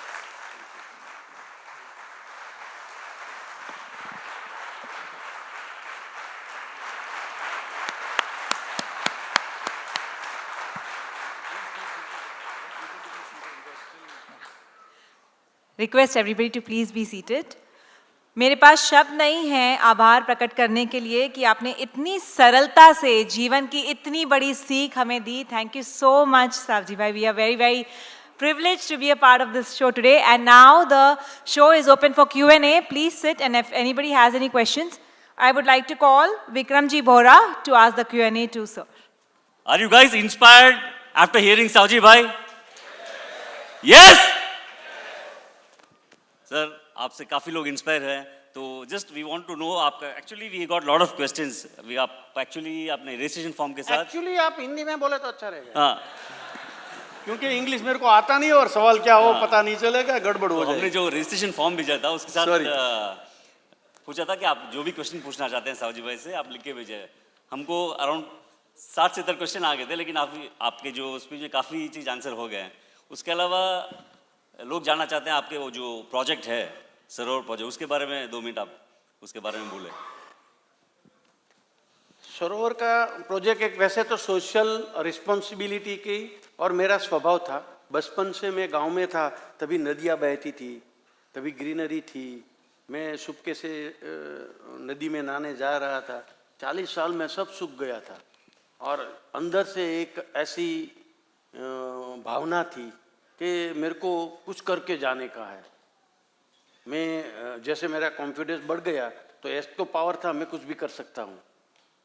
तो ऐसा कुछ करके जाने का है कि मरने के बाद दुनिया याद करे, फरियाद ना करे, फरी फरी याद करे, ऐसा कुछ करने का। तो सोचा काफ़ी, तो ये गोपाल भाई का ही, मेरा कजिन भाई का ही सलाह लिया।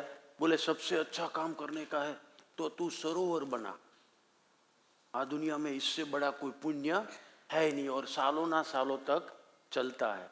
और सरोवर बनाना मेरी बस की बात थी और मेरा एक्सपीरियंस भी था। खेती मैंने छोटी की है, डेवलपिंग काफ़ी भरूच में, सूरत में किया था, ये गेबियन का काम किया था, क्योंकि मेरे पास आइलैंड है खुद का नर्मदा के बीच में।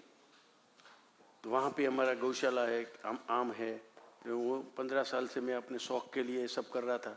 जो वेस्ट लैंड होती थी, दरिया में बह जाती थी, वो बचा बचा के गेबियन करके करके, जैसे आप कौन सरकार का करते, मैंने ये 10 साल काम किया था। मेरे पास ये एक्सपीरियंस था। तो ये सरोवर का काम मैंने स्टार्ट किया। पहला वैसे तो हमारी फैक्ट्री का ओपनिंग नरेंद्र भाई करने आए थे, तो हम बहुत खुश हुए और मैंने एक लेटर लिख के दे दिया था कि आभार, आपको बोलने का शब्द हमारे पास नहीं है कि आपने राष्ट्र की 36 मिनट हमको दी, हम आभार कैसे आपका व्यक्त करें, बट हम एक बढ़िया सा राष्ट्र को सरोवर देंगे। ऐसा मैंने आभार लेटर में लिखा था। 4 महीने हमने सरोवर का ओपनिंग किया, तो 4 महीने हमने बहुत मेहनत करके 1.25 लाख ट्रक माटी निकाल के पहला फर्स्ट सरोवर हमने हरिकृष्ण सरोवर का स्थापना किया। और हुआ ऐसा कि नरेंद्र भाई का 17 तारीख को जन्मदिन था और अमरेली मेरे गांव के 20 किलोमीटर दूर वो आने वाला था। मैंने फिर से मेहनत चालू किया और बोला, सर मैंने लेटर लिखा था, आपने मेरी फैक्ट्री का ओपनिंग किया, हम मोटिवेशन हुए, मैंने एक सरोवर का संकल्प किया, वो सरोवर पूरा हुआ है, आपके हाथ से ओपनिंग करो। तो उसने 15 मिनट दे के हमको ये ओपनिंग करा लिया और हम इससे मोटिवेशन हो गए और परिवार ने नक्की किया। और मैं तो ऐसे एक गांडा आदमी हूँ, पागल आदमी। सक्सेस मिलती है तो मैं रुकता ही नहीं हूँ, सोता ही नहीं हूँ, बैठता ही नहीं हूँ। तो ये सरोवर पहला हमने बनाया है। तो 100 सरोवर का संकल्प किया, एक सरोवर का ओपनिंग किया, ये फेक है। 100 सरोवर का संकल्प किया और हमने, मेरे भाई छोटा है, उसकी बेटी की शादी थी, तो शादी का निमंत्रण देने गए थे। वहाँ हमने वो स्टोरी बताई कि सर आपने तो एक फैक्ट्री का ओपनिंग करके ऐसे आदमी को मोटिवेशन किया, आपको खुद को पता नहीं है कितना मोटिवेशन हुए। और हमने एक सरोवर बनाया और एक सरोवर से आपने ओपनिंग किया, हमने 100 का संकल्प किया और सर 75 हमारा पूरा हुआ। तो वो तो खड़े हो गए, हम तो वैसे ही बात बता रहे थे, तो वो खुश हो गए और बोल गए तो अमृत महोत्सव में ले लो। मैंने बोला सर ये तो मेरे को पता नहीं है, लेकिन आप IIT दिल्ली से स्टडी करने लोगों को भेजो, हमने बहुत कम पैसे में बहुत बड़ा काम किया है, आप प्रूव करो। क्योंकि मैं बोलूँगा वो तो कोई मानेगा नहीं, लेकिन आप स्टडी कराओ, कितना सस्ता पैसे में हम भारत का भविष्य बदल सकते हैं, ऐसा मैंने बोला। पूरा परिवार हम साथ में थे। तो उसने पूरी टीम भेजी और एक मैंने 23 लाख प्लांटेशन अभी तक किया, एक एक झाड़ को उसने सर्वे किया, अभी जिंदा है। और 75 सरोवर, मैंने बोला ये स्टडी करो, उसने स्टडी कराया। थर्ड पार्टी, हमको किसी को पता ही नहीं था, लेकिन हमको पता है तभी चला कोई स्टडी कर रहा है। क्यों कि जो हमारा आइलैंड है ना, वहां रास्ता नहीं है, तो खानगी में स्टडी कर रही थी थर्ड पार्टी, तो रास्ता ढूंढता था, ये इधर तो कोई रास्ता ही नहीं है, तो प्लांटेशन तो होगा कि नहीं। तो हमने रास्ता बताया कि बोट में जाना पड़ेगा, वहाँ पे रास्ता नहीं है। तो बोट में गया, तभी पता चला कोई हमारा सर्वे कर रहा है। तो हम तो सोचते भाई कोई भी करे, क्या मैटर है, हम तो जो किया वो करते हैं, बोलते हैं, और बोला वो करते हैं। तो उसने सर्वे किया और हमको बिना एप्लीकेशन पद्मश्री के लिए नोटिफाई कर दिया। ये मांगा भी नहीं है और किया हुआ कभी किसी का जाता भी नहीं है। ये जीवता जागता एग्जाम्पल है। करते जाओ अपना काम, लोग देखते हैं इसलिए नहीं, लोग तालियां बजाए नहीं। मैं काफी बार बच्चे को बोलता है, एड में पैसा खर्च करना ही नहीं चाहिए, एड में पैसा खर्च करना ही नहीं चाहिए, काम ऐसा करो एड हो जाए। ये पैसा मैंने 50 करोड़ का बजट था गाड़ियों का, है 50 करोड़, 500 करोड़ की ऐड करूं तो इतनी ऐड होती है क्या? और होगी तो पॉजिटिव होगी क्या? पूरी दुनिया में जहां भी जाओ ये गाड़ी का नाम देता है, ये मास्टर हो गया कैसे एंट्री लेने का। गाड़ी का नाम दिया, सब खड़ा हो गया, वेलकम। कोई भी कंपनी में एंट्री, कोई भी बैंक में एंट्री, कोई भी जगह पे जाओ रिस्पेक्ट से देखते हैं, कौन कंपनी, ये कंपनी, क्या बात है। बाकी था तो ये पद्मश्री दूसरा सिंबल लग गया। ये तो मैं आशा के लिए नहीं, कुछ गाड़ियां भी ऐसे नहीं दी थी, ये तो हमारी सिस्टम थी। ऐसे कोई लोभ नहीं था, ऐसे सरोवर में मेरा शौक था, ऐसा कुछ काम करने का था। पद्मश्री की कोई अपेक्षा नहीं थी, लेकिन मिल जाता है। किया हुआ किसी का जाता नहीं है और बिना किया कुछ मिलने वाला भी नहीं है। ये मेरा प्रूफ है। Thank you Friends, it's a wonderful project. A very big round of applause for this beautiful project. और एक छोटा सा बिजनेस क्वेश्चन था, सबके मन में चल रहा है लैब ग्रोन डायमंड्स के बारे में, मतलब क्या इसका फ्यूचर है? लैब ग्रोन डायमंड, वैसे तो मैं बहुत पॉजिटिव आदमी हूँ, आपको नक्की करने का कितनी बात मेरी ध्यान में लेने की, लेकिन ये भी बहुत चलने वाला है। मैंने तो पहले दिन से बता दिया था, क्योंकि मैंने आज से 7-8 साल पहले वो देख लिया था। लेकिन तभी हमारा एक रिस्ट्रिक्शन था, क्योंकि वो डीटीसी कंपनी है, तो डीटीसी का जो बेटा था वही लैब ग्रोन का करने लगा, तो सब रिस्ट्रिक्शन निकल गया। अब सबसे बड़ा काम तो हमारी जो सप्लाई करती है वो कंपनी करती है, उसको मालूम है, मार्केट उसका है ही। तो तभी से हम लोग को एक्सपीरियंस था। लैब ग्रोन इसलिए चलेगा कि इसमें कोई फर्क नहीं है रियल डायमंड और लैब ग्रोन में, मानसिकता के सिवा। मैं तो काफी बार मेरी वाइफ को बोलती हूँ, तू लैब ग्रोन पहनने किसकी मजाल है, वो लैब ग्रोन बोलेगा। तो एडवांटेज लेना ही चाहिए। कोई बोलेगा क्या ये सर्टिफिकेट लाओ यार, क्या यार, लैब ग्रोन चलेगा। लोग जो नहीं एफर्ड कर सकते, वो काफी दुनिया में लोग हैं, वो लोग पहनेंगे, आज नहीं तो कल। उसका बड़ा मार्केट, जो इतना मार्केट है, ऐसा मार्केट नया खड़ा होने वाला है। मैंने नरेंद्र भाई को भी बताया है और पीयूष गोयल को भी बताया, अमित शाह को भी बताया है कि क्यों होगा, कि ये अपने देश में हमारा डायमंड का बिजनेस 2 लाख करोड़ का है। 2 लाख करोड़ ना पूरा, 2 लाख करोड़ का है और कुछ नहीं है। 2 लाख से तो ज्यादा रिलायंस है। हेलो, हम पूरी इंडस्ट्री ये दौड़ रही है। तो मैंने बोला 2 लाख करोड़ का 10 साल में लैब ग्रोन का बिजनेस होने वाला है और इंडिया उगा रही है। मतलब 2 का 2 लाख हमारे देश में रहने वाला है, और इसमें से 2 लाख में 1.5 लाख सूरत में ही रहने वाला है। हेलो, क्यों? सूरत में ग्रो हो रहा है। 6 लोग हैं सक्सेसफुली ग्रो कर रहे हैं, सूरत में ही है। तो ये पैसा कहाँ आएगा? सूरत में। आप जिसको भी बिलियनर बनने का है, सूरत आ जाओ, कहाँ जाएगा पैसा? हेलो, वही डेवलप होगा। मैंने कल बताया 5 कंपनी सूरत में है, अदानी, अंबानी, एसआर, मित्तल, हरि कृष्ण तीज, ओके, वो तो सब बच्चू है, इसके साथ बेबी है। और ये आर्सर मित्तल नहीं, पण आपने गवर्नमेंट नहीं, ऑयल, क्यों? Indian oil. एक जगह पे इसी 5 कंपनी दुनिया में कहाँ नहीं है, एक जगह पे देखना, सूरत में है। तो कितना ग्रो होगा ये लैब ग्रोन डायमंड। सूरत का भविष्य कुछ अलग है, इसकी तासीर अलग है। और लैब ग्रोन मानो कि इतना बड़ा होने वाला है, तो आज से जो कोई भी एंट्री कर लेगा वो बादशाह हो जाएगा ये बिजनेस का। इतना स्कोप है। ये मैं तो सोच रहा हूँ, मैं इसलिए बोलता हूँ, जाहिर में बोलता हूँ, मैं अपना दिल से जो बात निकलती है बोल देता हूँ, सही है। मेरे को इसमें कोई स्वार्थ नहीं है, क्योंकि लैब ग्रोन काम कर रहे हैं तो हम लोग सप्लाई कर नहीं पा रहे हैं।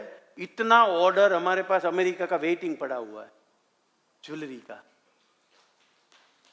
तो हम लोग ग्रो भी कर रहे हैं, लेकिन इतना अमेरिका हमारे भाई इंडिया में बेचने की हमारे पास जगह ही नहीं है। इतना तो ऑर्डर पैक है, क्योंकि हम ज्वेलरी में पहले से थे। हमारा बड़ा बड़ा ज्वेलर्स जितना भी थे वो सब लोग ये लैब ग्रोन साइड पे मांगता है, मेरा कस्टमर दुकान से घर से वापस जाना नहीं चाहिए, उसको जो चाहिए वो दो। तो मैंने भी स्टार्ट किया, मेरा कस्टमर भी वापस जाना नहीं, वो लैब ग्रोन चाहिए वो दो, रियल चाहिए वो दो, क्या चाहिए, क्योंकि कस्टमर, वरना हम जो लैब ग्रोन नहीं प्रोवाइड करेंगे तो हमारा रियल का भी वो दूसरी जगह से ले लेंगे जहाँ उसको लैब ग्रोन मिलेगा। क्योंकि कस्टमर तो एक जगह पे से मिलता है तो पहले नहीं सोचेगा, मार्केट के साथ तो चलना ही पड़ेगा, रहना ही पड़ेगा, नया करना ही पड़ेगा, हमारी मान्यता चलेगी नहीं। इसलिए मैं तो पॉजिटिव हूँ, लैब ग्रोन बहुत चलेगा। Thank you sir. जी, और एक क्वेश्चन था, आपके रोल मॉडल कौन है? वैसे तो मेरा चाचा था रोल मॉडल, मेरा गुरु भी वही, कॉम्पिटिटर भी वही, रोल मॉडल भी है, क्योंकि माँ ने बताया था बड़ा आदमी बनना। मेरा चाचा की पहले से सूरत में नाम था, तो ये ही मेरा रोल मॉडल है। और अभी तो मेरा सपना ही मेरा रोल मॉडल है, क्योंकि रुकने की मना है। 40 साल में 400 साल का काम करने का है, એટલે बैठने का तो परवड़ेगा नहीं, हरेरने का, हारने का, डिप्रेशन, ये कुछ परवड़ने वाला। क्योंकि कहा आप लोग भी उगरा नहीं करेंगे, सब्जी भाई क्या हुआ, वो 40 साल वाला क्या हुआ, 400 साल का क्या हुआ। तो अभी तो मैं बैठ भी नहीं सकता, और लीडर को कभी बैठने की परमिशन भी नहीं है। ओके, लीडर जिसको भी बनना है उसको बैठने की परमिशन नहीं है। उसको शौक कौन सा, उसकी प्रायोरिटी क्या, उसकी कोई प्रायोरिटी नहीं, वो इसकी प्रायोरिटी है। ये ही लीडर बन सकता है। नरेंद्र भाई का कोई प्रायोरिटी नहीं है।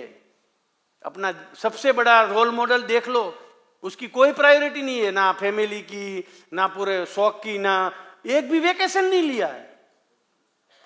7 साल में एक भी वेकेशन नहीं लिया। साला हमको तो एक साल में 7 बार तो घूमने जाने का है, कि लीडर को घूमने की भी मना है। चला, उसको जो दुनिया का शौक है, दुनिया को जो चाहिए, लोगों को जो चाहिए, परिवार को जो चाहिए, एम्प्लॉय को जो चाहिए, समाज को जो चाहिए, वो प्रोवाइड करे, वही लीडर होता है।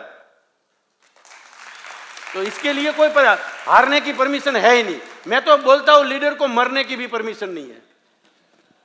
यही लीडर है, लीडर का गुण हमारे पास होना ही चाहिए, इसमें ऐसा नहीं होता है। इसलिए मेरा रोल मॉडल चाचा था, चाचा अभी भी है, क्योंकि मैं इससे सोशल सब चाचा से सीखा। मेरा एक दूसरा चाचा है, बिजनेस सब इससे सीखा। दोनों डिफरेंस, एक पूर्व तो एक पश्चिम, दोनों को कोई तालमेल नहीं है, लेकिन दोनों में गुण था, वो मैंने ले लिया और अपनी तीसरी डिजाइन चालू की है। जो मैंने बोला ना, today is my new day, जिसमें जो पसंद आवे वो ले लो। मैं सब मोटिवेट कर सुनता हूँ, जो अपने को पसंद है इसका इम्प्लीमेंट सुबह में चालू, अपने को रिजल्ट मिलना चालू हो जाए, मैं फिर से ढूंढने निकलता हूँ, और फिर से कोई बात नहीं लेके जाते, दूसरे दिन इम्प्लीमेंट चालू। सबसे अच्छी बात वही थी मेरा भाइयों, जो भी मैं ढूंढ के लाता हूँ दूसरे दिन फॉलो करना चालू कर देते। कभी क्वेश्चन नहीं करते, कभी डाउट नहीं करते, भाई ने बोला है करो, तो रिजल्ट मिलना चालू हो जाता है। Thank you. और एक काफ़ी लोगों का एक प्रश्न था, जैसे काफ़ी लोगों का प्रश्न था, नेक्स्ट जनरेशन बिजनेस में आने वाले काफ़ी, जैसे हमारे जो मेंबर्स हैं उनके बच्चे, तो हमने सुना आपके जो बच्चे हैं जो बिजनेस में आने के पहले आप बाहर भेज देते हो, एक्चुअली क्या कॉन्सेप्ट है उसको, वो सुनना चाहते हैं हम लोग। हाँ, वो भी बड़ा है। मैंने बताया ना, जैसे हम लोग 8 साल के थे तभी बच्चे को ले जाते थे, 12-13 साल का था इसका बड़ा भाई, 15 साल का हो गया था। हम लोग लंदन में एग्जीबिशन में गए थे। एग्जीबिशन में गए थे तो शाम को 15-20 हमारा जो बाहर सेल्समैन सभी एग्जीबिशन में होता है, हम बच्चे भी साथ में थे, हम भी थे। तो खाना खाने का कोई गुजराती रेस्टोरेंट हम गोदते, वेजिटेरियन ढूंढ के लंदन में खाना खाने गए। सभी 12-15 लोगों ने खाना खाया, तो अपने को तो स्वभाव होता है ना, भाई कितना बिल आया, तो मैंने बिल देखा, तो बिल में 4 पाउंड का पापड़ था। मैंने उसका बड़ा भाई को बोला, यार कहीं पापड़ खाने आए हैं, वो भी 4 पाउंड का, घर पे नहीं 10 खा ले एक साथ। तो उसने मेरे को जवाब क्या दिया मालूम है? मैंने प्राइस पे ही देखा था, नहीं देखा था, पापड़ पे खाली देखा कि बापूजी पापड़ खाता है, तो प्राइस मैंने देखा नहीं और पापड़ का ऑर्डर दे दिया, खाली पापड़ देखा था। तो इसको प्राइस की क्या प्रॉब्लम है? वो प्राइस कहाँ से देखेगा? लेकिन मैं सबके सामने जो डांटू तो बोले चाचा तो साला लोभी है, सबके सामने मेरे को डांटा, 4 पाउंड में मेरा अपमान किया, चला घर में लोचा आवे ना। तो उसको प्राइस पैसे का परिचय कराने का है। 6 महीना सोचा कि उसको पैसे का परिचय कैसे कराऊं। चलो को पैसे का तो प्रॉब्लम आया नहीं है, तो पापड़ 4 पाउंड का नहीं खाना चाहिए, वो नॉलेज इसके पास कहाँ से आएगा? और टोकने का बहुत उचित नहीं लगा, सब हमारा सेल्समैन साथ में था, लेकिन दिमाग में ये माइंड में घूमता रहा। आइडिया आया, मैंने संजीव शाह करके है सारे गामा पधनिसा वाला, उसकी सलाह ली, तो बोला जीनियस आइडिया है, तो ऐसा कुछ करने के। जीनियस, बच्चे को पूछा यार जीनियस क्या होता है, उसने तो बोल दिया आइडिया जीनियस है, तो उसका गुजराती कराया, जीनियस सबसे बड़ा आइडिया है। मैंने बोला बिन उसको पैसे का परिचय कराना क्या है, 1 महीनों तक मेरे को भेजने का है, भेजना चाहिए, बिना पैसे, बिना परिचय और बिना मोबाइल। तभी तो नहीं था, अभी मोबाइल जोड़ा, तभी मोबाइल नहीं था। तो बहुत जीनियस आइडिया, ये एक्सपीरियंस कराना चाहिए। तो घर में मैं वैसे लीडर था और भतीजा था, मतलब भतीजा के लिए निर्णय चाचा को लेना बहुत इजी है, अपना बेटा होता है तो हवा निकल जाती है। तो मैंने ले लिया और 3 भतीजा पढ़ के आया था लंदन से, अमेरिका से, MBA करके, BBA करके, तीनों को भेज दिया अलग अलग सिटी में, कोई पैसा साथ में नहीं दिया और नो परिचय, 1 महीनों रहने का, 4 नौकरी करने का, 1 वीक में 1 नौकरी चेंज करने का, 4 एक्सपीरियंस लेके आओ और पैसा लेके आओ, कितना तू कमाता है, तू इतने का है। और वो बच्चे ने माना और वो एक्सपीरियंस किया, आकर उसने फीडबैक दिया। उसकी कैसेट, अभी हम कैसेट चढ़ावे तो सब रड़ेंगे, इतनी स्टोरी उसने बताई एक एक डिटेल में। बहुत टफ था, कैसे उसने रात गुजारी, कैसे रास्ता निकाला, कितना प्रॉब्लम आया, पर उसने स्टेटमेंट दिया कि बापूजी ये यूनिवर्सिटी में कभी सीखने नहीं मिला, ऐसा सीखने 1 महीने में मिला। बाद में मेरा बेटे का टर्न आया, वो तो और पढ़ा लिखा था, तभी हमारी हाइट भी बढ़ गई थी, तो वो मेंटली तैयार था, अमेरिका पढ़ रहा था, बीच में आ गया कि अभी मेरे को कोर्स कर लेना है क्योंकि मैं अभी फ्री हूँ, मैं कर लूँ। इतना स्मार्ट था तो कोची भेजा, ना तो गुजराती, हिंदी, इंग्लिश, मलयालम, और ना तो गुजराती खाना 1-2 होटल में मिलता है, गुजराती खाना ही कम मिलता है। तो 1 महीने तक पाँव का डट्टा और ये राइस और डोसा खाया। और जब गया ना तो इसकी मम्मी को बहुत हेत आ गया, कहाँ जाने वाला पता नहीं, गया था ना तभी भी वहाँ डोसा बनाया था। तभी पूरा दुनिया में सरसा हुई, लेकिन उसका भी यही जवाब, पापा इससे बड़ा लेसन दुनिया में कहाँ भी नहीं मिलेगा, ये तो करना ही चाहिए। और ये इसलिए करा, ये पापड़ की वजह से ये कोर्स चालू किया, 4 पाउंड का पापड़ की वजह से। और आज तो सिलसिला है, 7 बच्चे ने कर लिया है, 8वां बाकी है, वो अभी रेडी है शादी जैसे करने का। पापा मैं करने वाला हूँ, क्योंकि नहीं करेगा तो 8 मारेगा, अभी तो करना ही पड़ेगा और रेडी है। तो वो बोलता है बाबूजी बोलो कभी जाने का, कहाँ जाने का, तो कॉन्फिडेंस से बोलता है। अभी कोई डर नहीं है, लेकिन फिर भी बहुत टफ है, सबसे बड़ा माँ के लिए टफ है, नॉट इजी। मैं किसी को हेलमेट के बिना एम्प्लॉय को जाने नहीं देता। और रात को 12 बजे वो जो नौकरी करता था कॉल सेंटर में, तो रात को 12 बजे किसी की गाड़ी के पीछे बैठ के दूर कॉल सेंटर में नौकरी करने जाता था। वो मेरे को जो बोले तो कैसी फीलिंग होगी एक बाप को, वो आप फील कर सकते हैं। बहुत टफ है, नॉट इजी, लेकिन ये परीक्षा पास कर दी तो लाइफ की परीक्षा में वो सक्सेस हो गया। पैसा मिले या ना मिले डजंट मैटर, लेकिन अपने पास इतना विल पावर और कॉन्फिडेंस आ जाएगा जो कॉन्फिडेंस कहाँ भी मिलने वाला नहीं है। खुद पे ऊपर 1 महीना ये समय में गुजारेगा, इससे बड़ा लेसन दुनिया में कोई नहीं है। ये बच्चे का बोलने का है, मेरा नहीं है। लेकिन बाप बेटे के लिए बहुत टफ है, लेकिन ये भी एक परीक्षा पास करना, ये भी एक चैलेंज है। और बाप को भी बेटे के प्रति कॉन्फिडेंस बढ़ जाएगा, बेटे को बाप के प्रति भी कॉन्फिडेंस बढ़ जाएगा, फैमिली पूरा उसके ऊपर ट्रस्ट करेगा और अपना विल पावर इतना बढ़ता है कि इसकी कोई सीमा नहीं है। अभी will take questions from audience, last 5 questions. आप जिसको क्वेश्चन पूछना आप खड़े हो जाइए, माइक आपके पास आ जाएगा। हाँ दिया वहाँ पे दिया, हाँ जी, बोलिए। सादर प्रणाम। आपने सबसे पहले ये बताया था कि समय तो अमूल्य है। हमारे देश में जो डिसिप्लिन है, जो समय का पालन करते हैं, एक तरह से उनको पनिशमेंट मिलती है। मैं इस प्रोग्राम के ऑर्गेनाइजर्स के लिए नहीं बोल रहा हूँ, इन जनरल। जैसे यहाँ समय को सम्मान नहीं मिलता, जो डिसिप्लिन है वो अपना समय बर्बाद करते हैं और जो बाद में आते हैं वो उसको एंजॉय करते हैं। तो इनडायरेक्ट कॉस्ट कहीं कोई नहीं जोड़ता, अगर वो जोड़े तो शायद सो नहीं पाएगा। तो इसके लिए आपका क्या मैसेज है? क्योंकि जितनी डेवलप्ड कंट्रीज़ हैं, जर्मनी वगैरह का मुझे अनुभव है, तो वहाँ 1-1 मिनट 2-2 मिनट की भी वैल्यू है, लेकिन हमारे भारत देश में नहीं है। तो हमारे ग्रोथ में एक बहुत बड़ी ये बाधा है। तो इसके लिए कुछ आपका संदेश सुनना चाहूँगा। फिर से बताइए, तो आप बताइए। बेसिकली टाइम का जो वैल्यू है, हाँ उसके बारे में सुनना चाहते हैं। नहीं, उसका सवाल लंबा था। नहीं, मतलब वो बोल रहे हैं अगर प्रोग्राम में जो मैं ये जल्दी कहना आते चाहता हैं, हूँ, जो प्रोग्राम में जो समय पे आते हैं, उनका value उसको नहीं रहता। पनिशमेंट उनको- मिलता उनको है, वेट करना जो पड़ता लेट है। से आता है उसको। ये हम अभी मैडम जयंती रवि है, इधर ही है, अभी का रिसेंटली एग्जांपल दूं आपको। मेरे को बैठ गया वो, मैं काफी बार मैं भी अपसेट होता था। वो यार साला समय 6 बजे का मतलब 6 बजे समझता ही नहीं है। 6 का मतलब 6 होता है, वैसा हम समझते ही नहीं है। 6:30 7 जाएंगे, हमारी शादी में आते हैं। लेकिन मैं ऐसा मानता था पहले कि ये लोग कुछ भी करें, हम समय को रिस्पेक्ट देंगे, समय हमको रिस्पेक्ट देगा। ये दुनिया क्या करती है नहीं देखने का। लेकिन ये मैडम की बात से और मेरे को क्लैरिटी हुई।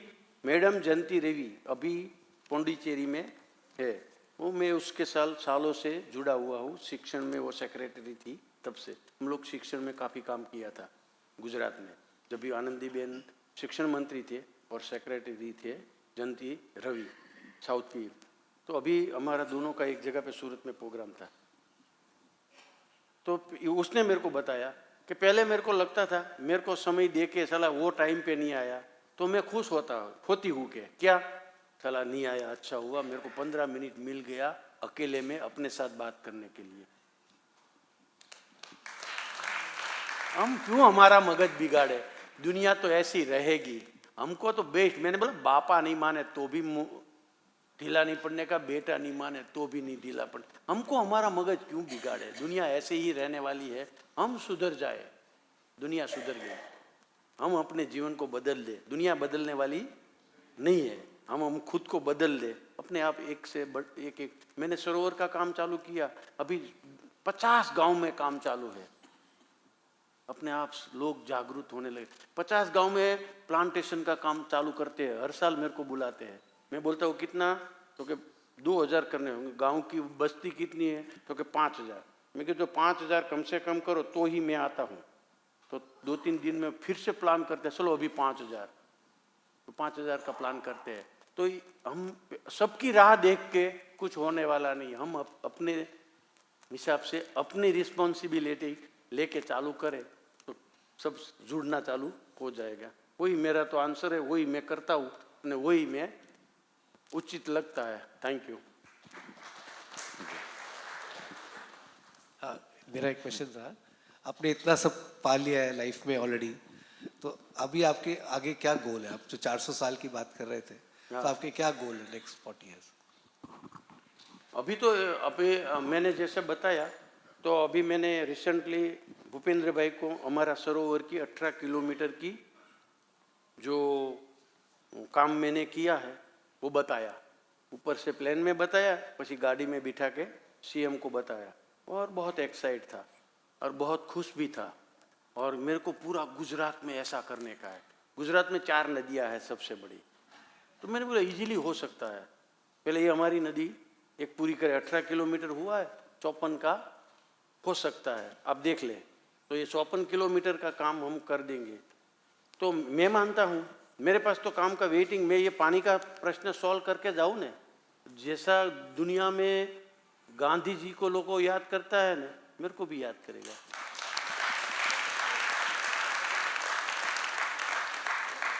करेगा और करने का सपना है, समय संजोग सहकार देगा तो अपने को तो क्या, इसके पहले यही एक गोल है, यही एक सपना है, यही लक्ष्य है ना। खुद के लिए चाहिए, परिवार को इनफ मिल गया है, मेरा फादर भी इसमें हैप्पी है और बेटा भी हैप्पी है और वाइफ भी हैप्पी है, अभी मेरे को दुनिया की क्या ज़रूरत है।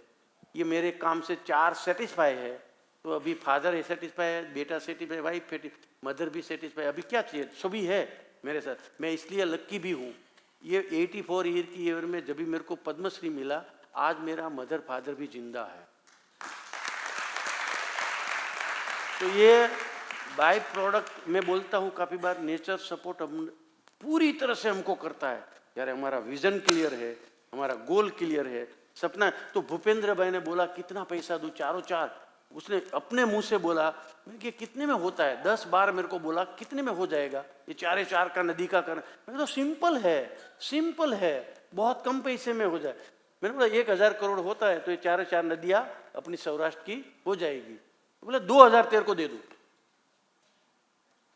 हो जाए। 700 का काम होने वाला है, क्योंकि ऐसा लोग निकलेगा, यदि मोदी को पता चलेगा तो तू क्या नहीं देगा, पूरा तू कर, जो करने का कर, क्योंकि विजनरी आदमी ने एक बार जो ये कर सकते हैं। और हमको तो कुछ चाहिए नहीं ना। मैंने बोला मैं कभी पॉलिटिशियन में आने वाला नहीं हूँ, चले कभी किसी को डर रखने की जरूरत नहीं है।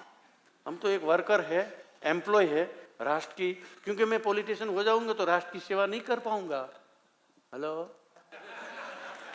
ये अच्छा है, मेरे से सब कुछ होता, सभी पॉलिटिशियन मेरे साथ जुड़ गया है, सभी लोग मेरे को सपोर्ट कर रहा है, सभी बिजनेसमैन सपोर्ट कर रहा है, कुदरत सपोर्ट कर रहा है, नेचर सपोर्ट कर रहा है, परिवार सपोर्ट कर रहा है।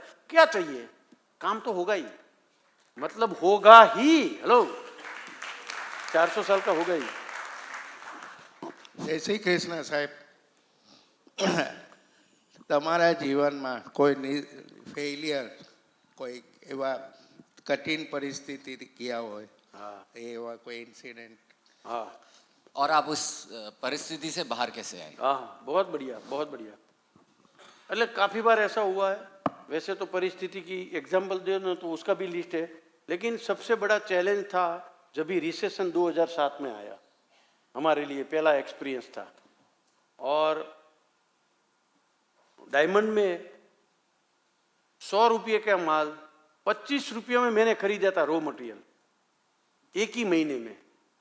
आप समझ सकते हैं, 25 रुपये मतलब 100 रुपये का लिया हुआ सेम पड़ी का, उसका ही एक पार्ट 25 रुपये में रोजी ब्लू ने बेच दिया था मेरे को। इतनी बड़ी दुनिया की सबसे नंबर 1 कंपनी जब भी बेचती तो हमारा टेम्पो तो टूट जाता है ना, चला मार्केट तो क्रश होने वाला है। तो हम क्या गिनती करते हैं, हमारे पास स्टॉक कितना है, क्योंकि हमारे पास जो मूडी है और बैंक का पैसा है और लोकल उधारी ली है, सभी स्टॉक में होती है। बैंक स्टॉक, लोकल उधारी स्टॉक, खुद की मूडी स्टॉक में। स्टॉक का जब भी 75% टूट जाए, ऐसा कैलकुलेशन करे तो हालत क्या होगी, हवा तो निकल जाएगी ना। तो इससे बड़ा, लेकिन फिर भी मैं तभी पॉजिटिव था।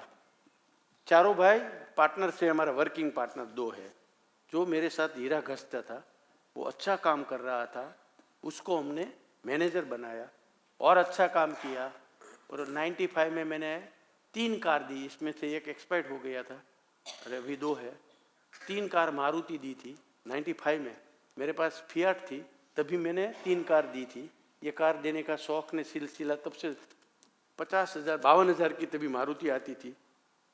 वो तीनों ने हमको लाइफ लिख दी। 52,000 में लाइफ मिलती है क्या, वहाँ से प्रेरणा मिली, चला ये तो आइडिया, तभी बड़ा होंगे तभी हंगामा मचाएंगे, संकल्प तभी कर लिया था। तो इसने लाइफ लिख दी। सभी को बुला के मैंने बोला, जो भाई ये साल अपने को हिसाब नहीं करने का है, क्योंकि हिसाब बैठने वाला है नहीं, हिसाब करेंगे तो बैलेंस शीट का मिलेगी नहीं। अभी रुक जाओ।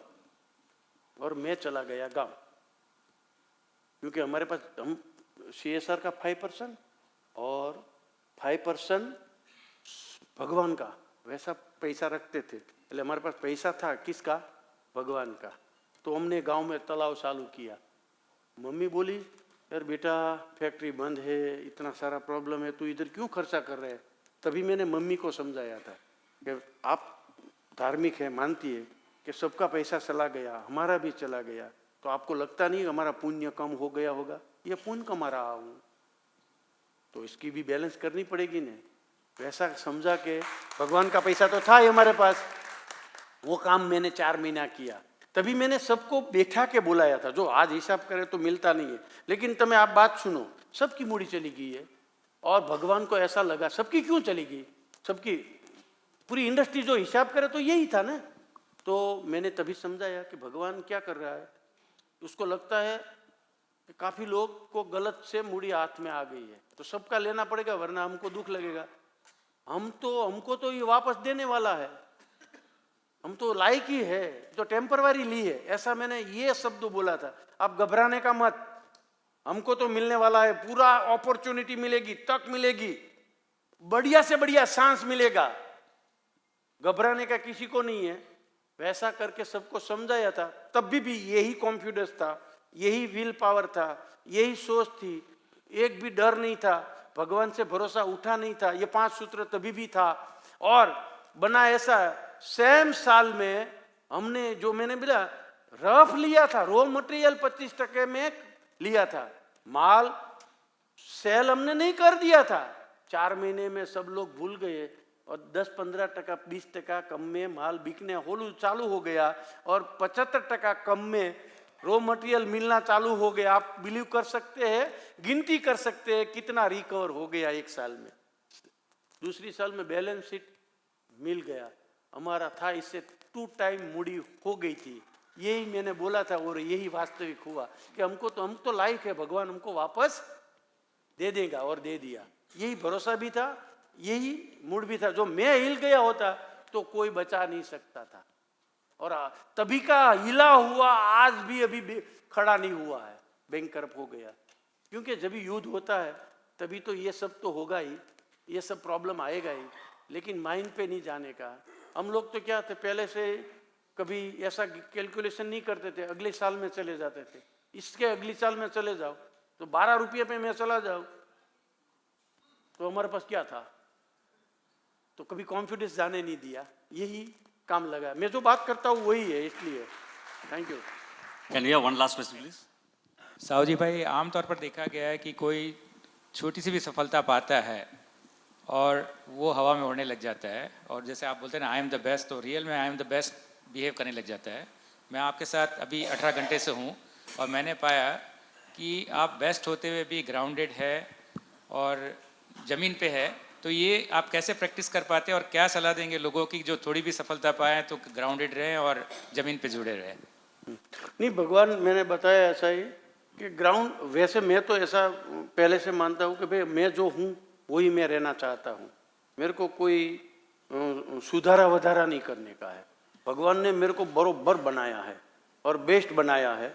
वैसे मैं भले दिखने में अच्छा नहीं हूँ, लेकिन मैं अपने आप को तो प्रेम करता हूँ, मैं अच्छा ही हूँ। मैं ब्यूटी पार्लर में नहीं जाना चाहता, आर्टिफिशियल स्वरूप करना नहीं चाहता। स्वभाव भगवान ने सबको एक एक क्वालिटी बेस्ट दी है और थोड़ा दे के परीक्षा भी लेता है। जो हम हवा में उड़ने चालू हो जाते हैं, हवा भर जाते हैं, तो भगवान के पास तो पिन है, तुरंत निकाल देते करके। એટલે हवा में नहीं रहने का, ये भगवान की कृपा है। हम तो निमित्त है, हम तो एक एम्प्लॉय है, बेस्ट एम्प्लॉय है भगवान का, और बेस्ट एक अकाउंटेंट है, बेस्ट वहीवटदार है, तो हमको ही वहीवट देगा ना, क्या करने का है। तो ये लॉजिक सिंपल सा लॉजिक है। हम जो है वो ही रहे। भगवान ने हमको जो दिया है, जो शरीर दिया है, संपत्ति दिया है, समझ दिया है, हमारी लायकात से इनफ है। लायकात से ज़्यादा और समय से पहले कहीं मिलता नहीं है। अरे नहीं है तो भी समय आएगा, हमको मिल जाएगा। जैसा मैंने बताया, अरे आज काफ़ी बार ऐसा होता है कि अला सेला लेट शादी होती तो ऐश्वर्या राय मिलती है। अरे अपनी वाइफ को ही ऐश्वर्या राय समझो यार, ऐश्वर्या राय की ज़रूरत क्या है? तो ऐसा वहम में जीवे यार। भगवान परीक्षा लेता है, प्रलोभन देगा। मेरे पास काफ़ी बार लालच आई है, प्रलोभन आया है। मैं अभी तक अनपढ़ आदमी था, पहले जेब में पैसा पहले से आ गया, क्यों नहीं मेरी स्टाइल बदली? क्योंकि माँ ने बताया था बड़ा अच्छा आदमी बनने का, बड़ा आदमी बनने का, पैसा वाला बनने का। तो कोई भी निर्णय में मैंने वो ही सोचा कि अच्छा तो मैं रहूँगा ना, मैं बर्ताव कर रहा हूँ तो अच्छा तो दिखूंगा ना, ये निर्णय लूँगा तो मेरी माँ का जो किया हुआ वचन तो नहीं जाएगा ना। उसने बोला था अच्छा आदमी बनने का, बड़ा आदमी बनने का, और तेरा नाम होना चाहिए। तो इसमें कहाँ भी गड़बड़ नहीं। 45 साल से मैं अपने आप से लड़ाई कर रहा हूँ, कोई भी प्रलोभन में, कोई भी लालच में। लालच तो आती है, प्रलोभन भी आता है, हम भूल भी जाते हैं अपने आप को। तो ये ब्रेक रखनी चाहिए और इस हिसाब से चलते हैं तो हम सक्सेस हो गए। God is always with me, ये सूत्र कहाँ ही काम लगता है और लगेगा।